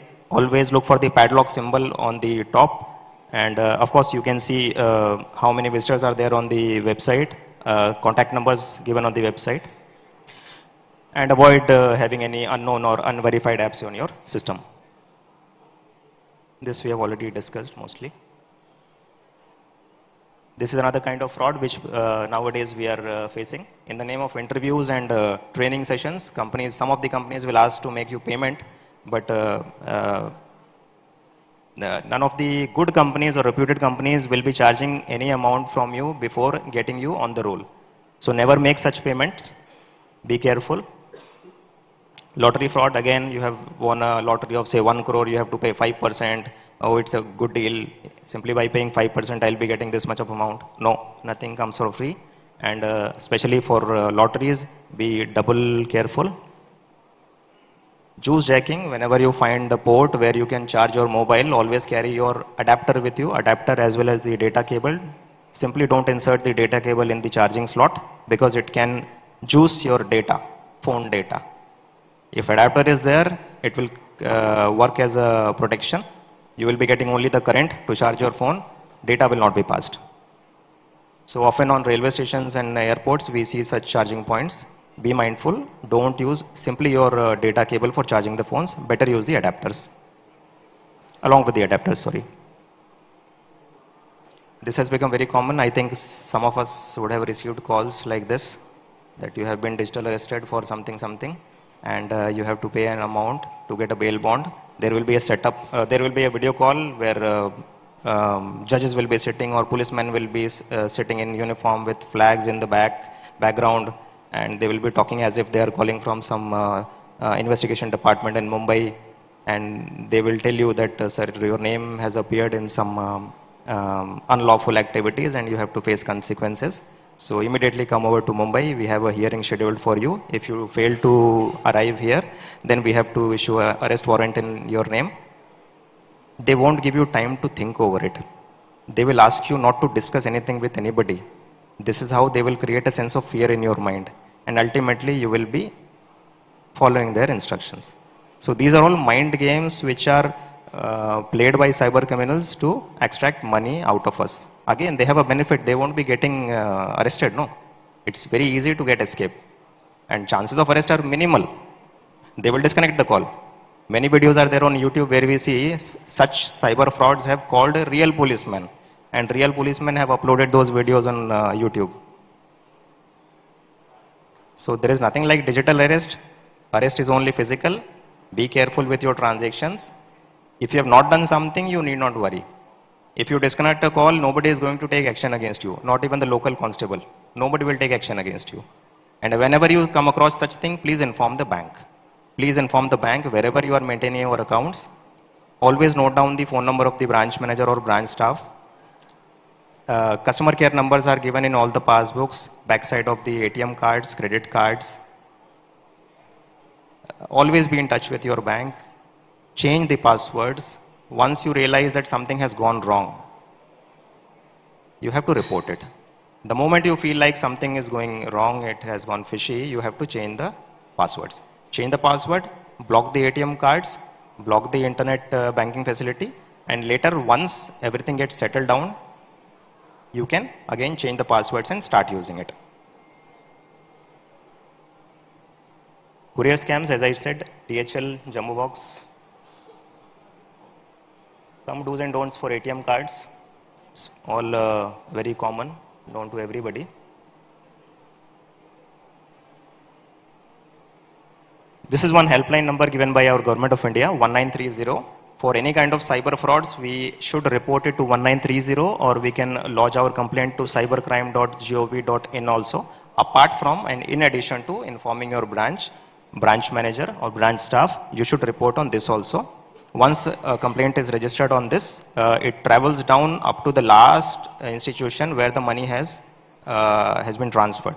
See, when somebody takes your money or transfers the money from your account to one account, there will be a chain of transfers. The money goes instantly to so many banks, so many accounts. So it is always beneficial to report the matter in the golden hour. That is the moment you realize it has to be reported immediately. So thereby the chances of recovering this amount will be on higher side. 1930, the department says there are chances of 80% of recovery when it is reported well in time. So the moment you realize something has gone wrong, even if it is midnight, try to report it immediately. At least start the procedure.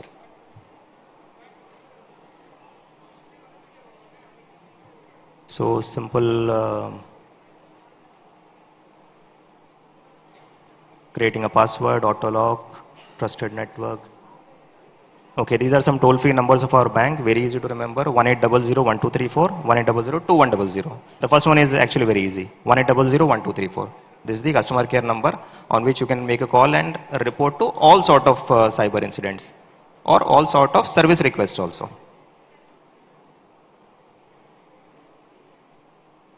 So with this, we come to the conclusion of this session. Thanks for being a very patient listener. I wish you a very good day ahead. Thank you.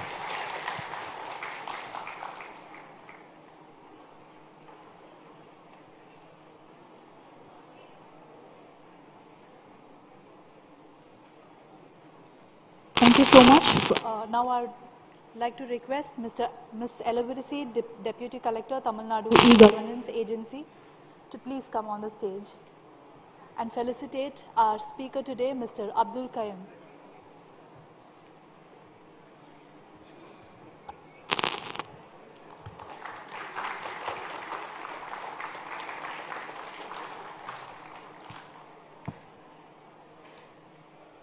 Thank you so much for contributing to such a meaningful session. Let's contribute, explore and learn and innovate together.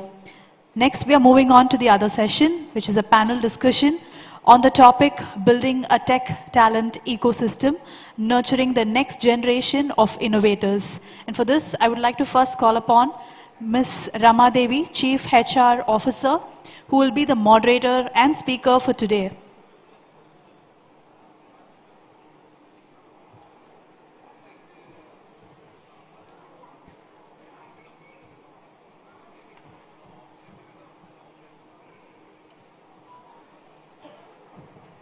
Before we move on to that, we'll take a 5-minute break and we'll come back to this panel discussion.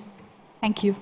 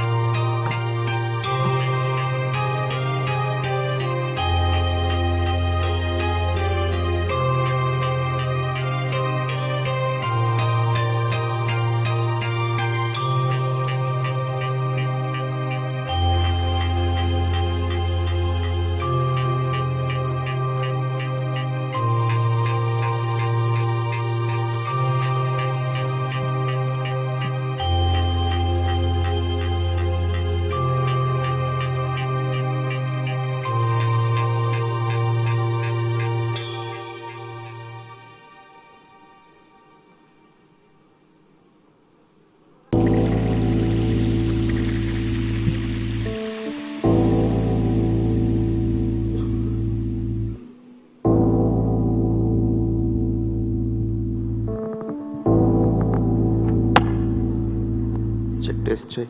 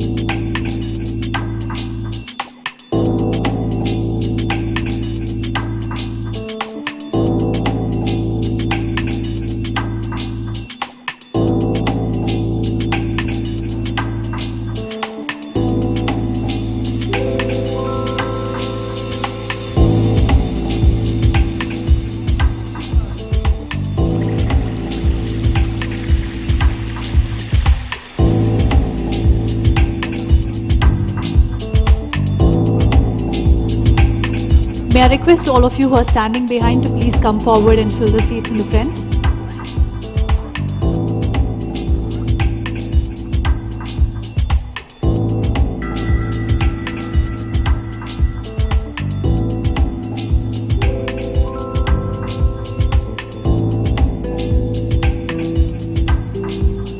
This is a kind attention to all of you standing in the black. Please come forward and take your seats.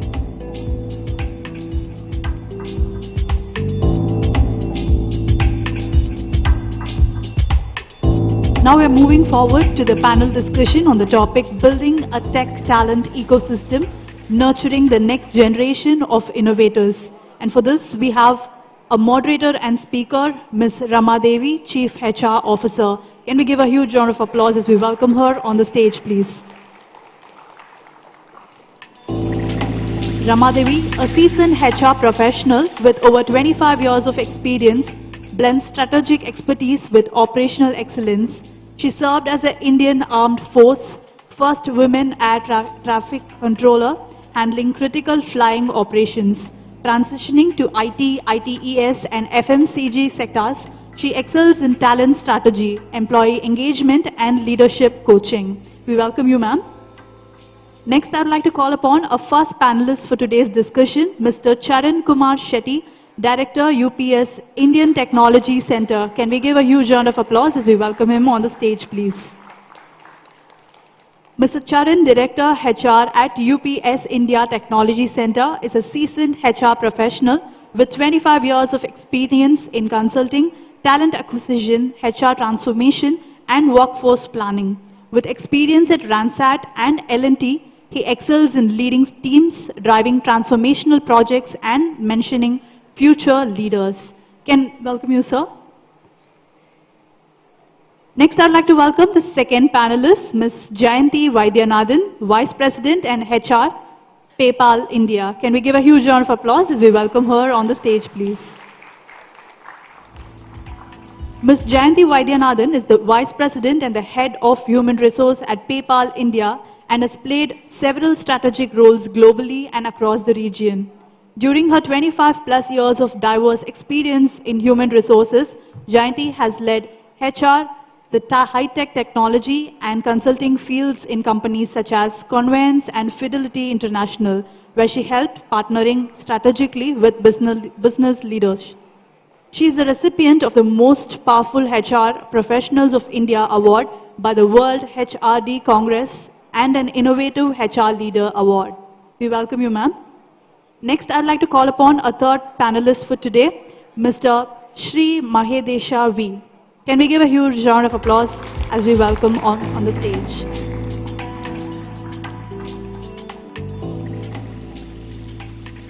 Mr. Sri Mahadesha V is the Jurisdictional Director of Software Technology Parks of India, STPI, Chennai, under the Ministry of Electronics and Informational Technology, Government of India. With over 24 years of expertise, he plays a key role in administrating the STP, EHTP schemes for promoting software exports and developing the startup ecosystem in Tamil Nadu, Pondicherry, and Andaman and Nicobar Islands. He has made significant contributions to the IT industry, ESDM sector, startups, e-governance, and cybersecurity. We welcome you, sir. I'd like to call upon our fourth panelist for today, Mr. Srikanth, CEO, ICT Academy. Can we all put our hands together and welcome him on the stage, please? Mr. Srikanth, Chief Executive Officer of ICT Academy of Tamil Nadu, is a seasoned leader with over 20 years of experience in education and IT, ITES sectors. Since joining ICT Academy in 2012, he has advanced through roles now driving strategic planning, government projects, corporate partnerships, and education technology. Passionate about bridging the industry academy skill gap, he promotes digital empowerment, entrepreneurship, and career development. A frequent speaker advocating initiatives like Skill India and India Digital. He excels in programming management, partnerships, and government relations. We welcome you, sir. Over to you, ma'am.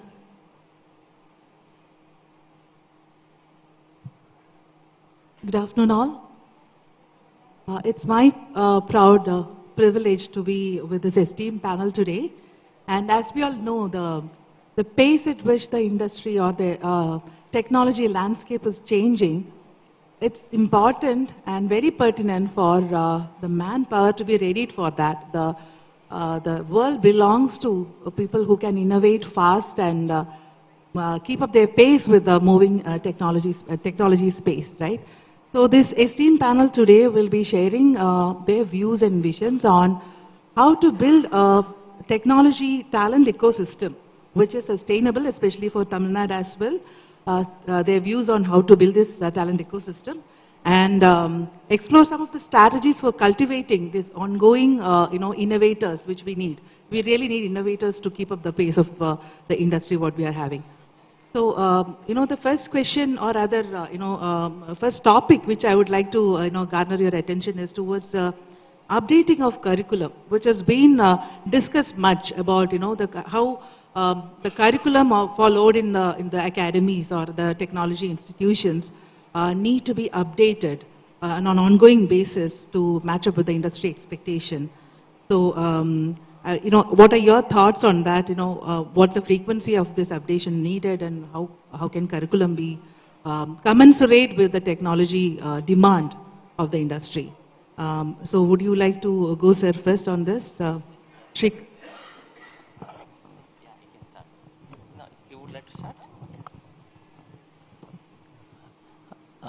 I just put it this way. See, we are living in the cusp of, transformation of digital journeys, be it in, personal life, business journeys. First and foremost thing is, I think, with a lot of disruptions which is taking across the industries, okay, we should be very cautious about oneself in terms of, we should not be forgetting that we are human beings. It's the first and foremost thing. Because that's the one thing, because we are connected with the emotions, feelings, all that, right? So with that, I think very important that one has to be for oneself in our lives. Coming to the digital era, so I think tons of data is available, and we are actually not with us, especially students. I am feeling that in this audience is more of, I'm sure that more than 60% of the audience is actually students from various esteemed organizations, institutions. I would like to say that so you please be balanced in terms of what you learn, and make your foundations digital learning very, very solid in terms of basics.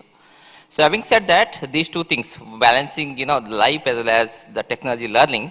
So from the point of view, your question is basically how do you make the school, our institutions syllabus much more oriented towards making them industry ready kind of a thing. See, thing is, our institutions by and large, we are actually regulated by, UGCs, okay, MHRD and all. So we are actually going with a kind of a framework under which Government of India or concerned bodies actually put up the framework under that need to be, every syllabus need to be put into place. I feel that I think some autonomy also need to be given in terms of how do we, basically institutions make their own syllabus in terms of going with the industry, what market demands are, and how we can cope up with kind of a demand and supply kind of bridging this gap. That is a kind of autonomy, because most of the institutions today are actually being autonomous because of this reason. So I think they have a lot of, they're actually well ahead of the curve in terms of those actually not being autonomous. But at the same time, the catch is, the flip side of the being autonomous is that how do we make up the students? It's not like just making factories and creating labors, techno labors. It's not like how do you make 360-degree person? How do you make that kind of a thing is very important at the same time to have a holistic development, because the workforce need to be leaders tomorrow. How do you make that journey happening? I think that that's how I think. With that, I'll leave it to. Sure. Thank you, sir. So Shrikant, I would like to pick your brain on this, because you have been a conduit between the academy and industry. And what are your views on the curriculum updating, and what should be the pace, or what are your thoughts on that? Good afternoon, everyone. See, just to give you an add up, that ICT Academy is there since 2009 and 2008, and we have been finished 16 years of our journey. You can also visit our booth inside. So what I'm trying to give you, the perspective is that on the curriculum design, most of our services are endorsed by industry only from day one.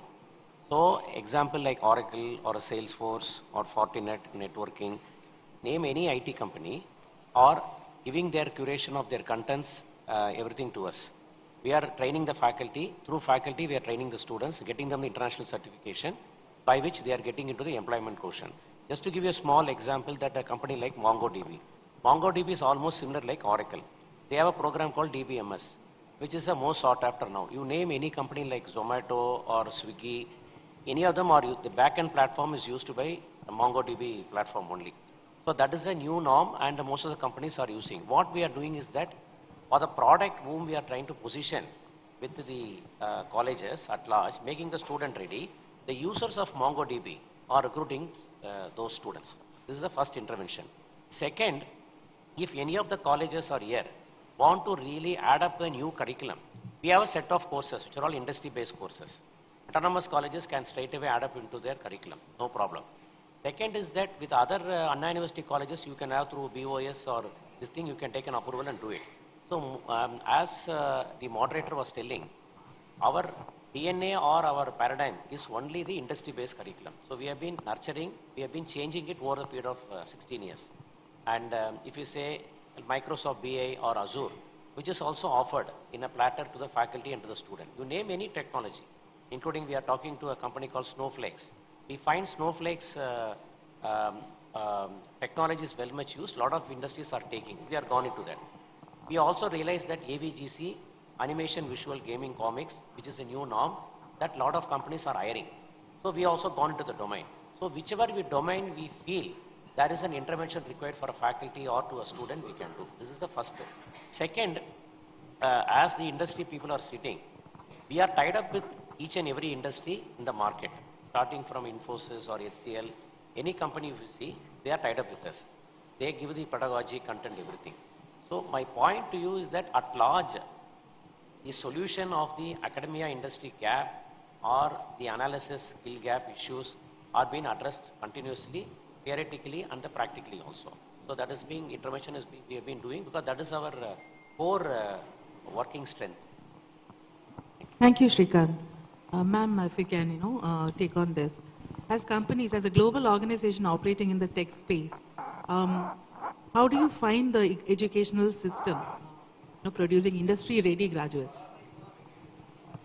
I think we just spoke about it in our lounge area as well. I think today every organization is invested in doing a lot of customized programs to ensure students coming from campuses are really industry ready or company ready, right? I think what you go through is a very generic curriculum.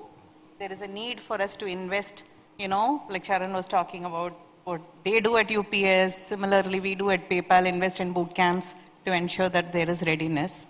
But I think a few things that cannot be taught even in a boot camp, maybe I'll touch on that because I see a lot of student community here, is from a skill standpoint, your functional technical skills are a given. We expect you to come with fundamental skills, which we can help you groom, okay? That's a no-brainer. We can enable you to, get functional. But what we see as a gap today, every company is going through a transformation today. You take a business, and India is booming, with such stories. So how do you understand, not just know what you want, but have the attitude and the aptitude to get to what you want versus focusing on obstacles along the way?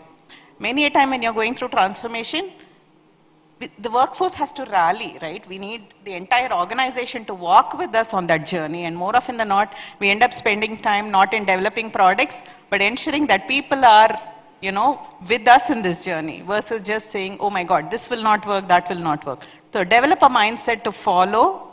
I know you have to ask questions and be open about it, but also develop a mindset to follow. We had one of our values long ago, which was debate, decide, and deliver. Debate is done.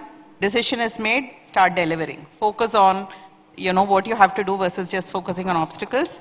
Sharpen the saw, again, is very critical, Rama, I'm sure. Absolutely. These two axe cutters were spending the same time cutting the tree, and one was like felling trees by the dozen, the other was not. And what he did, he was sharpening what they call sharpening the saw at home, right? That's what helped him. So continuous updation. We talk about innovation all the time. For me, it's not that $1 million idea, but incremental innovation, what you do, small things that you can bring to the table. So these are skills that one cannot teach even in an academic institution, but as students, how do we think about those and adapt to that is a big question. As companies, we are ever willing to work with academia to enable some of these through various, and there are various tools to do that. So I know it's a long-winded answer, but thank you for that question. Thank you for sharing your thoughts on that. Charan, would you like to chime in on that? Thank you. Good afternoon, everyone. We are on the consumer side. When I say consumer side, we pick people from colleges. So we are a consumer, we expect a certain limit of competency to come from there. But we also understand these are all freshers. You know, you right from the colleges, there's a generic kind of a topics being taught. But what we look out is that just not the technical front. You know, technically, yeah, you teach them .NET, Java, full stack, all fine. Theoretically, they're good. But practically, are they good is something that we sometimes find them a little lacking on that. So I think the exposure, again, we were talking on the launch, is that a lot of colleges have these internships as a last 6 months as a tick off and say, okay, do internship, you're off and done. I think internship should be there at least for a year. You know, that's how people will learn, that's how people know what's really happening in the industry. When we picked up a couple of people from few colleges, and of course, it's not that we don't go for city-based colleges, but we are very clear that we want to hit Tier 2, Tier 3 colleges, because those guys, we find them a little more commitment level there, they're a little more agile, because if sometimes when we speak to students, they say, I want to do a job only in AI, I want to do only machine learning. They're not agile. I think that is not going to work for you guys. I think at least first formative years of, let's say 3-4 years, a student community has to be very, very agile. It's like, you know, for example, we remember in IIMs types, you know, they will put across everything, marketing, HR, finance, for first 1 year, 2 year, they go through that, and then they put on a specific role to say, okay, this is where you are going to be. So I think the mindset of the students has to change that, you know, first of all, let me be agile to come. The second is that, as Jayanti said, that, you know, the soft skill is something that we find is something that we lack. When they say soft skill, for example, just imagine this. We are going to bring a student, they're going to talk to somebody in the US, UK or Europe. First of all, they will get very, very perplexed and say that, what are these guys talking to me? I'm not able to understand. And if you don't understand that communication, what those guys are talking, it's very difficult for you guys to go back and also answer them back. You may be technically strong, but are you able to give the clarity of thought? Are you able to give that very clear communication to them? That's a little difficult. So along the technical skills, maybe the colleges can also concentrate on developing soft skills. You know, communication skills will be there and aptitude will be there. So that's what we look as a combination when we pick up people from the colleges. You know, just not technical skill. Technical anybody can do. For example, we just went to a college about 2-3 days back. Somebody scored a high 92% cutoff. But when talking to that particular person, they were not able to articulate the project itself. So technically they're strong, but then we shifted to a vernacular language, and then they were able to speak in Tamil very fluently, and very clearly they were able to tell us this what they did. So, but that is not the need of the hour, you know, because we are going global. We are not in situation only in India or Tamil Nadu. It's about US, UK. A lot of GCs are coming down, setting up shops in India. So your communication skill has to be very, very good. You can do that. It's not that nobody from a rural side cannot do it. Anybody can speak. It's about practicing. Just about last point, we picked up 15 people from a Tier 2 colleges about 6 months back. One of them, one of our colleague's friend, they also went to a campus, and they saw 2 students talking in English. Okay, conversation in English in that sort of a Tier 2 city. Then he asked them, this is why I'm surprised that you guys are talking in English. Why? He said, we have been picked from the UPS. We know we're going to talk to US people. So we now started practicing not to talk in English. And that guy took the video, sent to me and said that this is what it's happening in the colleges. I thought we felt very happy about that. And that is what is required from the college community also. Yeah. That's inspiring, isn't it? So we can make 100 programs, but the ultimate readiness has to come from the student community, right? No willingness to go that extra mile and learn little extra than what the college curriculum is teaching is what is coming out from all my panel's discussion. So just to pick the thread again between probably Madhish and Shrikant, how do we ensure that this sort of the ICT sort of initiatives are given to even the underserved communities or the far-fetched tier? You talk about Tier 2. What about Tier 3 or villages? So is there any direction from the government so far to, take these sort of programs into, lesser or other remote, places of our country as well, because we are being, a very, very large population here.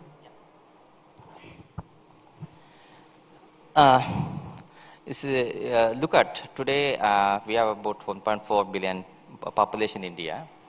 I think more than 50% we are already connected, internet connected.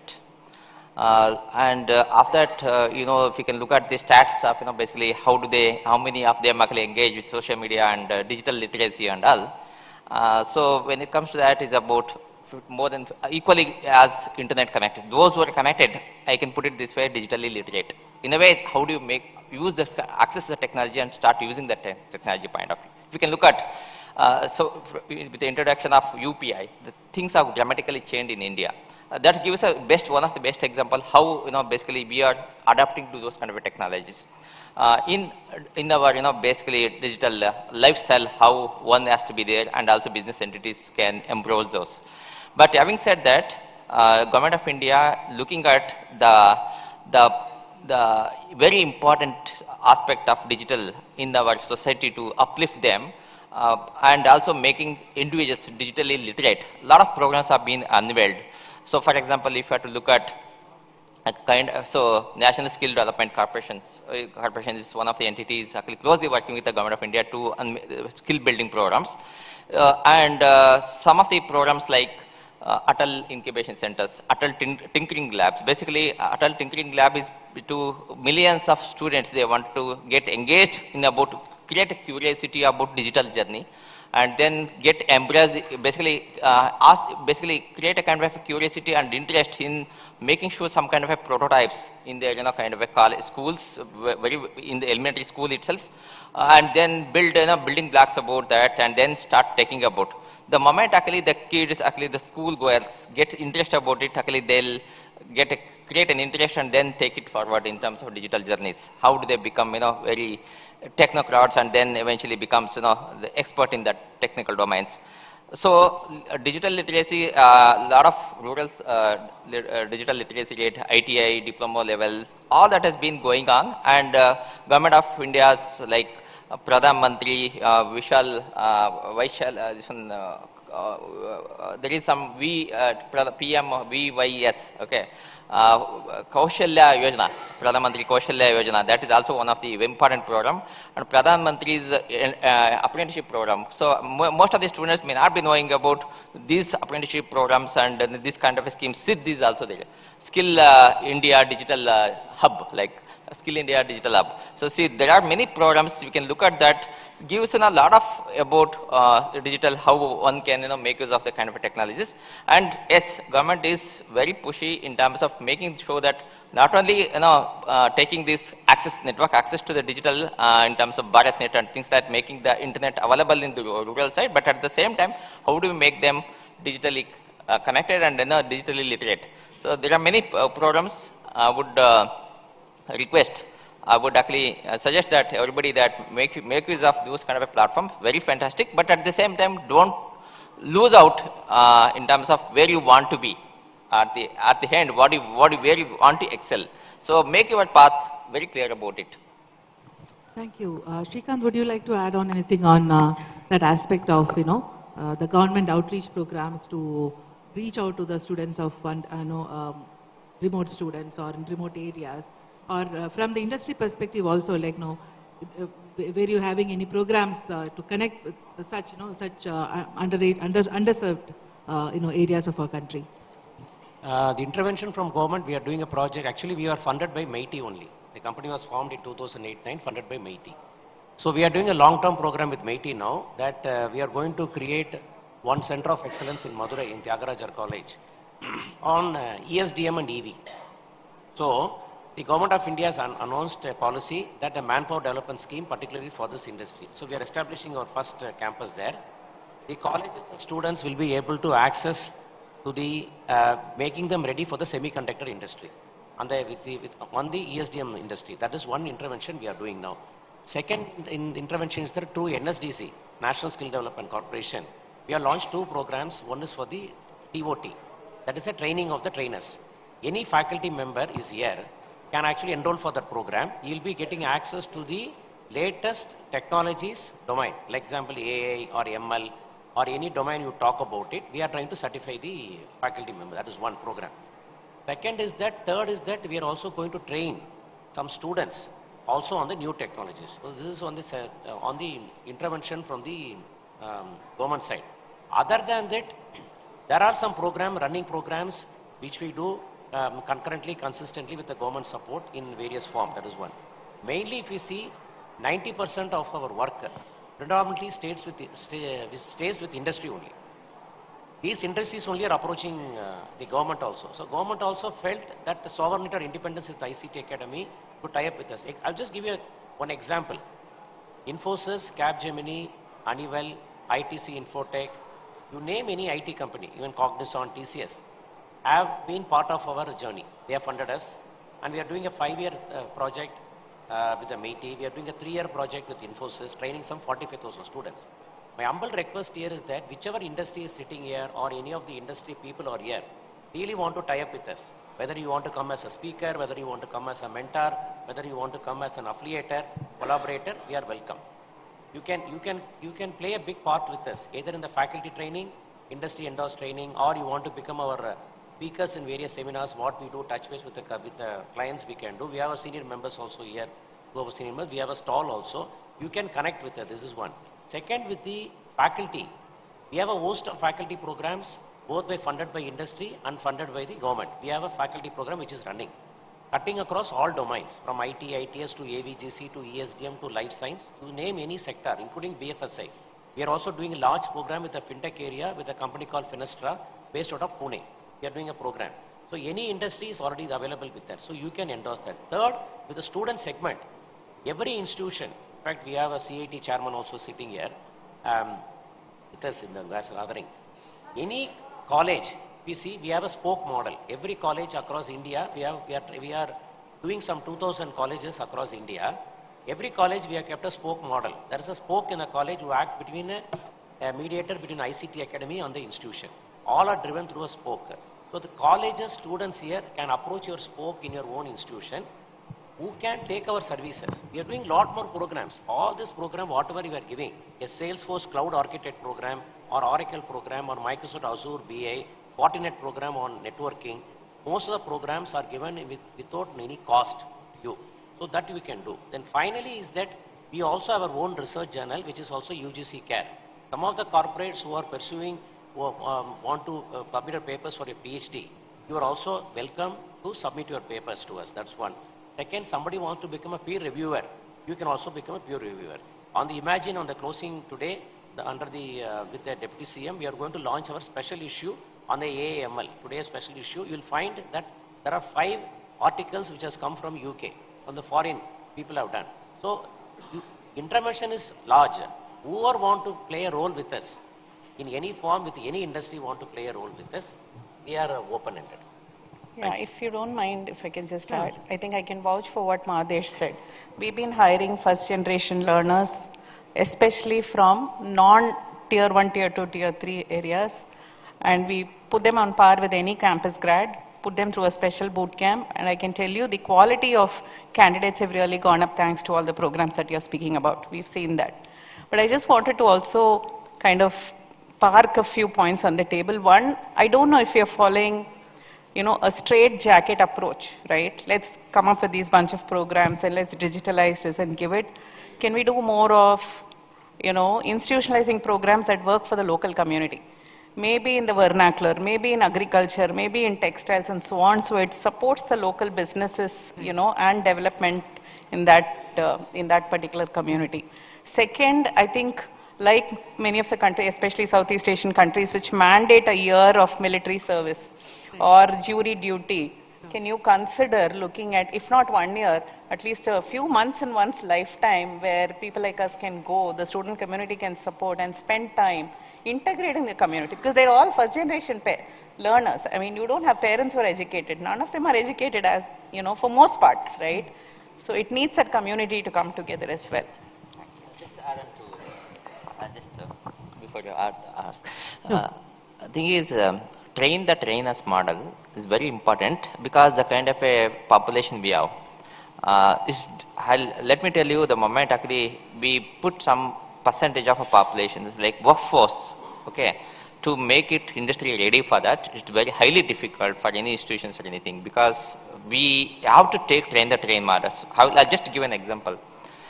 See, for example, if you have to train some student community or education institutions community as a large, what you have to do is perhaps is I tried that, I wanted to do it in Karnataka government. Engage partners, corporates, and mandate corporates that every corporate should mandate one, there are architect level person who should actually build, take up at least 2 sessions in a year to every colleges. Okay, they can train the faculties. The faculties will train faculties and students. And students of the final year degree, they will actually train other students. Okay, and you can create a kind of a portal for that. And government, the moment actually government mandates this, I'm sure that corporates, hand in hand work with academics. Academics actually is kind of a spillover mechanism. Then they can reach out to the masses and create what is the skills level required, which is actually high tech, or maybe in the very fundamentals, or at those who are actually wanted to be support services. You can navigate those kind of things, and I am feeling that the corporates who are in the, actually if you want to create high tech engineers, I think architect levels, which is actually very, very less to find out in the industry, those communities available, if the corporates come forward to engage with the government and start doing this one, and this can transform in terms of reaching out to those who would want to aspire to be those kind of levels. Sure, thank you. That was a very different thought process, Jayanti ma'am, which you added. The industry need not be specific. What is probably relevant for the communities in the remote areas, like can we create more job opportunities by relevant interventions, whether it is industry or academia or government coming together and creating programs which is more relevant to the remote areas for underserved areas especially, is something which would be relevant. So that's a thought process which you are mentioning. So moving back to the IT and the skill gaps which we were talking about, as a global organization, to both of you, how do you view Tamil Nadu as a talent hub? It's very specific to the state we are in. What are your observations about Tamil Nadu as a talent hub? I think the reason why I picked up at Chennai or Tamil Nadu to be set up our own GCs talks a lot about that. We did a lot of research before we finalized this particular location on that. One is the availability of the talents there. I think the education system by far is a little better than any of the states here. I was talking to a candidate a couple of days back, and then she's typically somebody from the north, and she had done education in Chennai for last 10 years. And we said that why? Then she said that the education is better here than there. So I think it's already established fact that we will have a good education systems in Tamil Nadu. We'll also have a good talent coming in.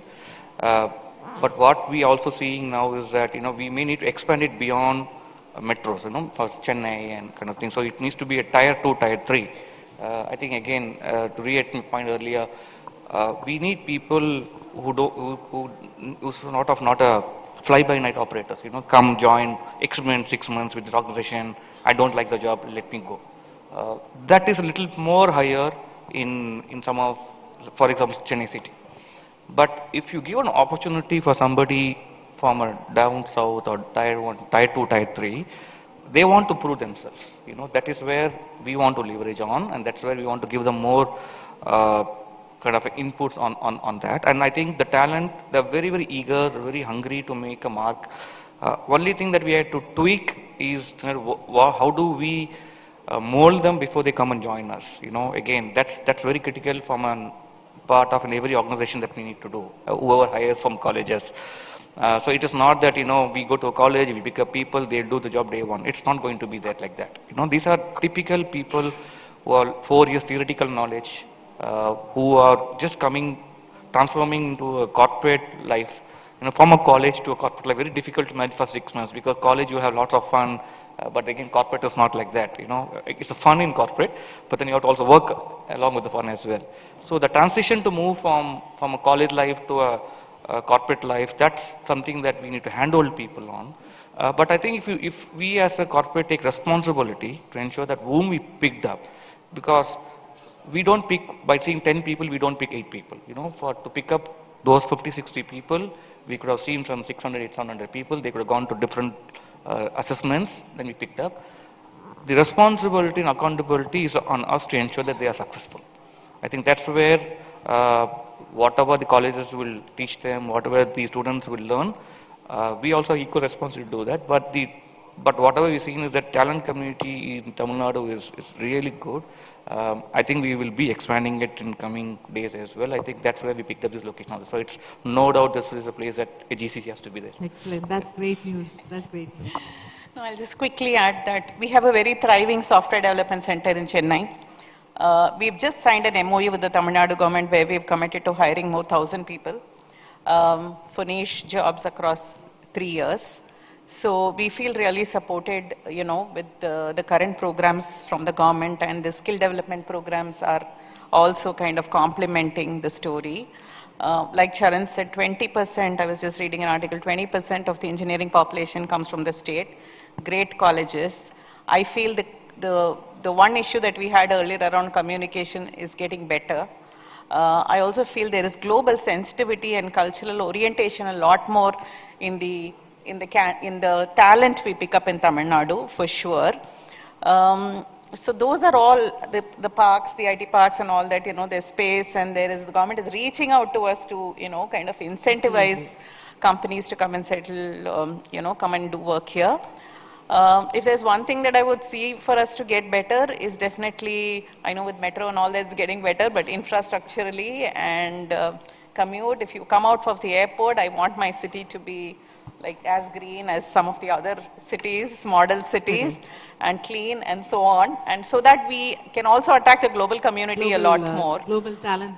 Yeah. And while we are great at fundamental technical, communication is fine. I think leadership, strategic thinking is where I think we tend to invest a lot more. So would request if the government as well as the colleges can really leverage corporates as well. It's a joint kind of complementary action. We're here to support, but that's a few areas that we need to focus on. And of course, a startup community. How do we make it as thriving as some of the other states?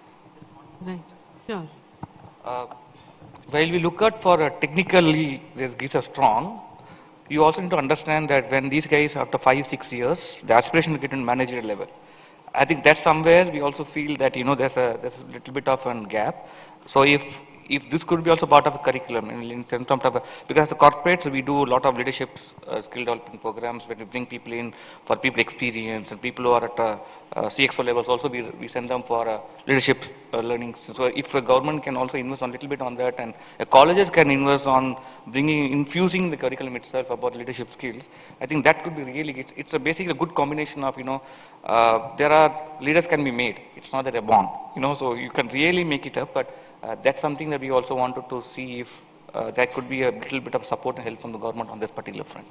Sure, thank you. So those, If the time permits, I will just touch upon. See, government intent is to basically take this industry behind metros. Okay, I must have seen this Digital India program under that very successful scheme, India BPO promotion scheme. In fact, I was one that initiated this kind of a thing to basically create a jobs in tier 2, tier 3 towns. Okay, and let even non-technical persons should be part of the journey of digital journey of India. So with that intent created, and it has been quite successful. We created the intent is to create about 1.5 lakh new jobs. It's not the repetition, new jobs. So that has made a significant progress.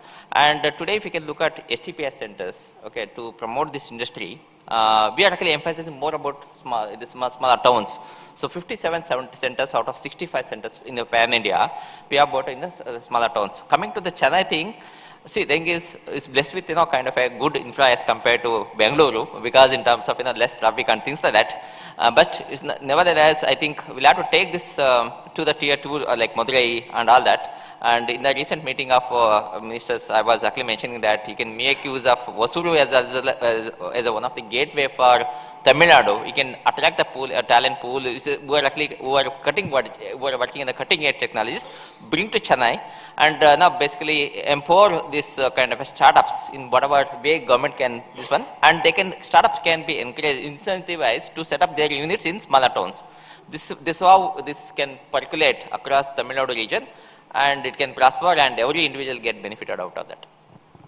Thank you. Thank you. Definitely there is a a positive impression about Tamil Nadu colleges. In fact, from in my organization also, we get at least contacted by one college in a week, asking us to come and set up technology labs and have the student interaction. So that there is a lot more rigor and approach from the academia is definitely there towards the industry, encouraging us to partner with the colleges. Definitely, therefore, Tamil Nadu is actually pushing themselves as a very approachable talent market, and making it very amiable for the corporates to invest as well.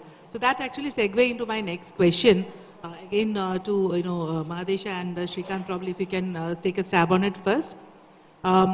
What measures have Tamil Nadu government taken, to nurture startups and the entrepreneurs, especially from this younger generation entrepreneurs, basically from educational institutions, or is there any specific programs which are happening? Okay, two things actually. IIT in ICT Academy is actually established this campus. We have an office in IITM Research Park. We have technically gone there only to help the startup community, either for their hiring or helping the students to come to IIT Research Park, do some startup activity. Their ideathon can become to reality. We have technically gone there on a 22-year lease. That's what we are there. So 440 companies are there. There are around 13 centers of excellence are available. So what we have seen in our journey for 3-4 years now, a lot of colleges actually got benefited. One is that the startup community has opened up for them, and some of the colleges have tied up. I'll just give you one example, that Avanashilingam University based out of Coimbatore. A student had come on an industrial visit to the institution, 45 students. They had come, they had met, incidentally they met a Professor Ashok Junjunwala. Most of you know a renowned professor, he was there. They had given one solution for a blind people. What is the solution? That really make into reality. Today that 45 students have started a startup, funded by IIT Madras. Startup, it is now their turnover is 1.5 crores. Startup with a turnover of 45 lakhs. We have seen into our face-to-face. So this is a bigger intervention. They are in the 3rd floor there. You can actually see that product. They are trying to make it as a patent. It's a very unique product they have done, a sensor-based product. So such is the intervention that we have created. Having we gone there, we are able to do this nurturing of startups, or helping the students to start up the journey. And we are also understanding what is the difficulty of a startup there. The main two things is that one is marketing, second is a manpower requirement, talent pool. That we are trying to measure it up and take it up. And the second is, finally, is that there are 13 centers of excellence, starting from EV to clean energy to battery energy, up to quantum computing, up to 60 test bed. Every department, Government of India, heavy industry, MeitY, telecom, everybody has invested in some 13 to 14 centers of excellence. That center of excellence, they have got an industry academia tie-up. There we are playing a role. DRDO, they have a big establishment there. They have one program called Young Scientist Program. See, technically, as we go there, we are able to understand. One is that we are moving with IIT professors. We are talking about the new technologies, new inventions, new innovations from the startup, one from the IIT side. That is also make our very job easier. As a holistic, as a wholesale requirement, we are able to give it to the academic community at large. Thank you. Would you like to add on that? And yeah. So would like to take up, or shall I? Yeah. See, STPI and MeitY, we set up 24 Center of Excellences. We are not calling it Center of Excellence, we are calling it Center of Entrepreneurship. The focus is not only building technology, how do you make entrepreneurship journey. So how do you give holistic kind of a support in terms of mentoring support, industry connect support, marketing support, as well as seed funding supports, as well as accelerating term in terms of Series B and C kind of funding accessibility. All that we have 24 center of excellences. Each of them actually having very niche areas of domains like you name it anything, AI to IoT, cloud security, cyber security, blockchain to all that technologies. So each one of actually doing very good in terms of creating this one. We created about 1,500 startups. We generated at least if we can take about 10 into this one, it will become a 15,000 employment has been generated. And let me tell you, most of them actually operating in the smaller towns. Okay, and this government is pushing a lot in terms of creating entrepreneurship ecosystem in the country. And we wanted we government to look forward to create a kind of a products instead of becoming a service-oriented company, product nation. And IP has been taken one of the leading thing in making sure that every company will be doing innovative jobs and file the patents, and that's how companies can evaluate and prosper in terms of this one. But as far as skilling is concerned, I think there are a lot of skilling requirement is coming up, because one have to look outward. In the moment any student community make sure that fundamentals are very clear in mathematics, fundamentals very clear about the science, and then you can look at, then it comes fingertips in terms of coding. Coding is not at all in a kind of an issue, because the coding comes with the, if we name it AngularJS to whatnot, Ruby to R programming, all that becomes very easy to this one. So skill building, once you make the fundamentals ready, skill, you can pick up the things and you can, basically excel in that. With the AI coming in, so please be very clear about what is that you want it to be in the AI journey. And it's going to transform, there is no doubt about it, but be this one. And AI tourism also coming up, because talk about like regulation of AI, and testing of AI, risk, and how do you make sure that the tool is going to be assessing that kind of a thing, whether it's biased or not, unbiased, all that. I think so a lot of opportunities in terms of space technologies, things like that. And student community can choose which field wanted to excel. And if you want to become engineers, yes, opportunities are there. But if you want to be excel in our business life, I think entrepreneurship journey is the key element. You would love to learn about, along with the technology, you should learn to know about business as well. Business means you have to, how do you collaborate, communications, all that together. Thank you. Thank you. In the interest of time, we probably will have to wind up.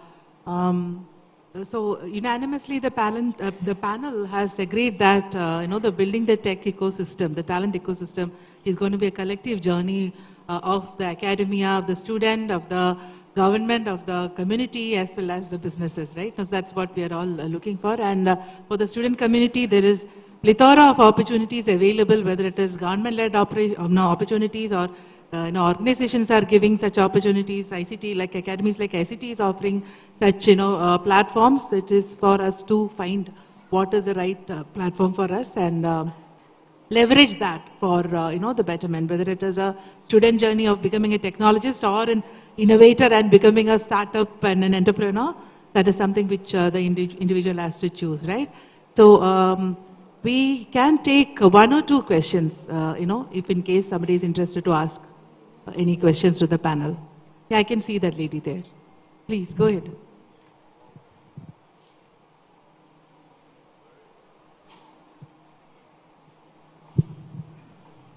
Good day to all of you.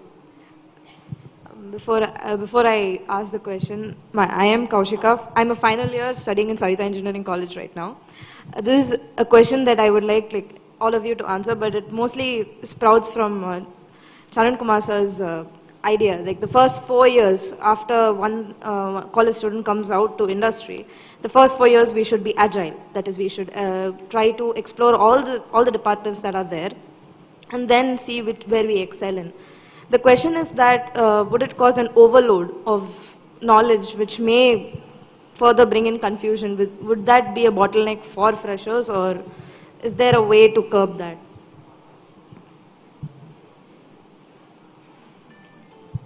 Okay. Thank you. That's a nice question. When I say agile, the mindset of the students sometimes when they come out of college is that they are very fixed on one specific domain. Okay? So what I was trying to tell is that don't have that mindset. Okay? You may be good in AI, for example, but if somebody is given an opportunity to work on something else, explore that also. Maybe using this particular knowledge, you can do well there also, but at the same time, an organization also is going to observe what you're good at, what you're not good at, right? The moment you, maybe down to 2 months, 3 months down the line, when they also see your interest level, they may come back and say, hey, this person we picked up for this particular domain, this particular skill set, but I think he or she is good in that as well. So why don't we move there? So nowadays organizations are very, very flexible. So as what we want you to be agile, the organization is also agile in ensuring that people, we can move on people as well. For example, in our UPS, we have mapped everybody to a specific skill sets and domain. So we know exactly how many people are in .NET Java, how many people are on full stack, how many people are in Salesforce, and the 40, 50 people whom we picked up from colleges, we also know them, what are they good at, what did we get training from, and where we can move them after 6-7 months.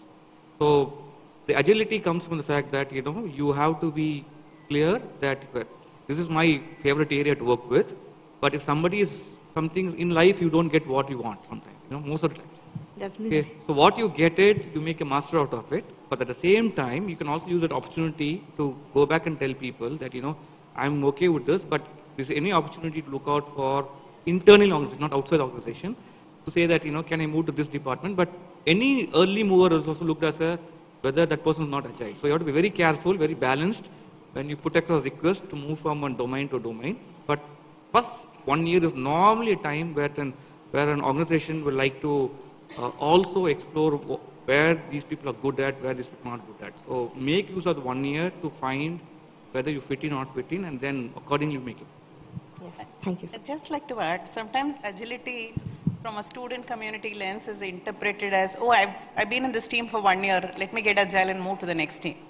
That doesn't work in real life scenario, because we also want you to give back.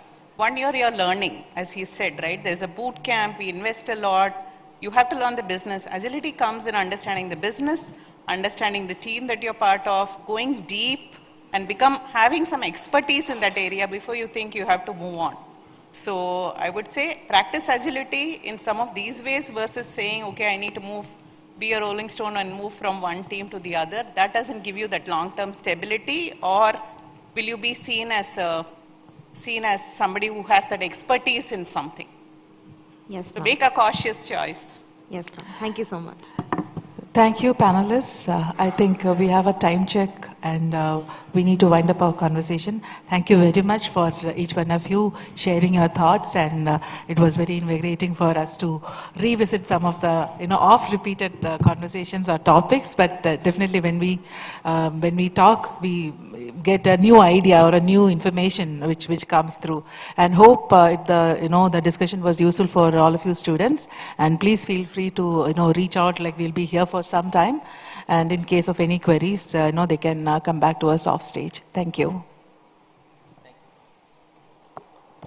Thank you, Rama, for keeping us together. We've been an enthusiastic panel, but you kind of gravitated all of us pretty well. Thank you. May I request all of you to please stay back for a few minutes. I'd like to request Ms. Sumiti, Deputy General Manager, ELCOT, to please come on the stage and felicitate all our speakers today. Can we give a huge round of applause, please? First, we have Ms. Rama Devi. Can we put our hands together? Thank you. Next, we have Mr. Charan Kumar Shetty. Can we please put our hands together? Next, we have Ms. Jayanti Vaidyanathan.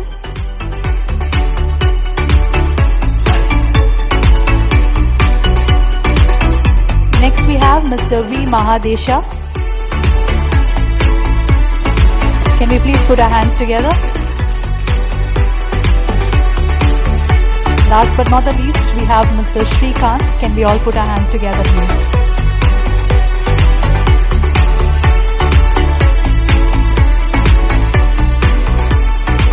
Thank you so much for sharing your thoughts and perspectives. Let's take inspiration from the ideas shared today to drive innovation and collaboration for a brighter future tomorrow. Thank you so much once again.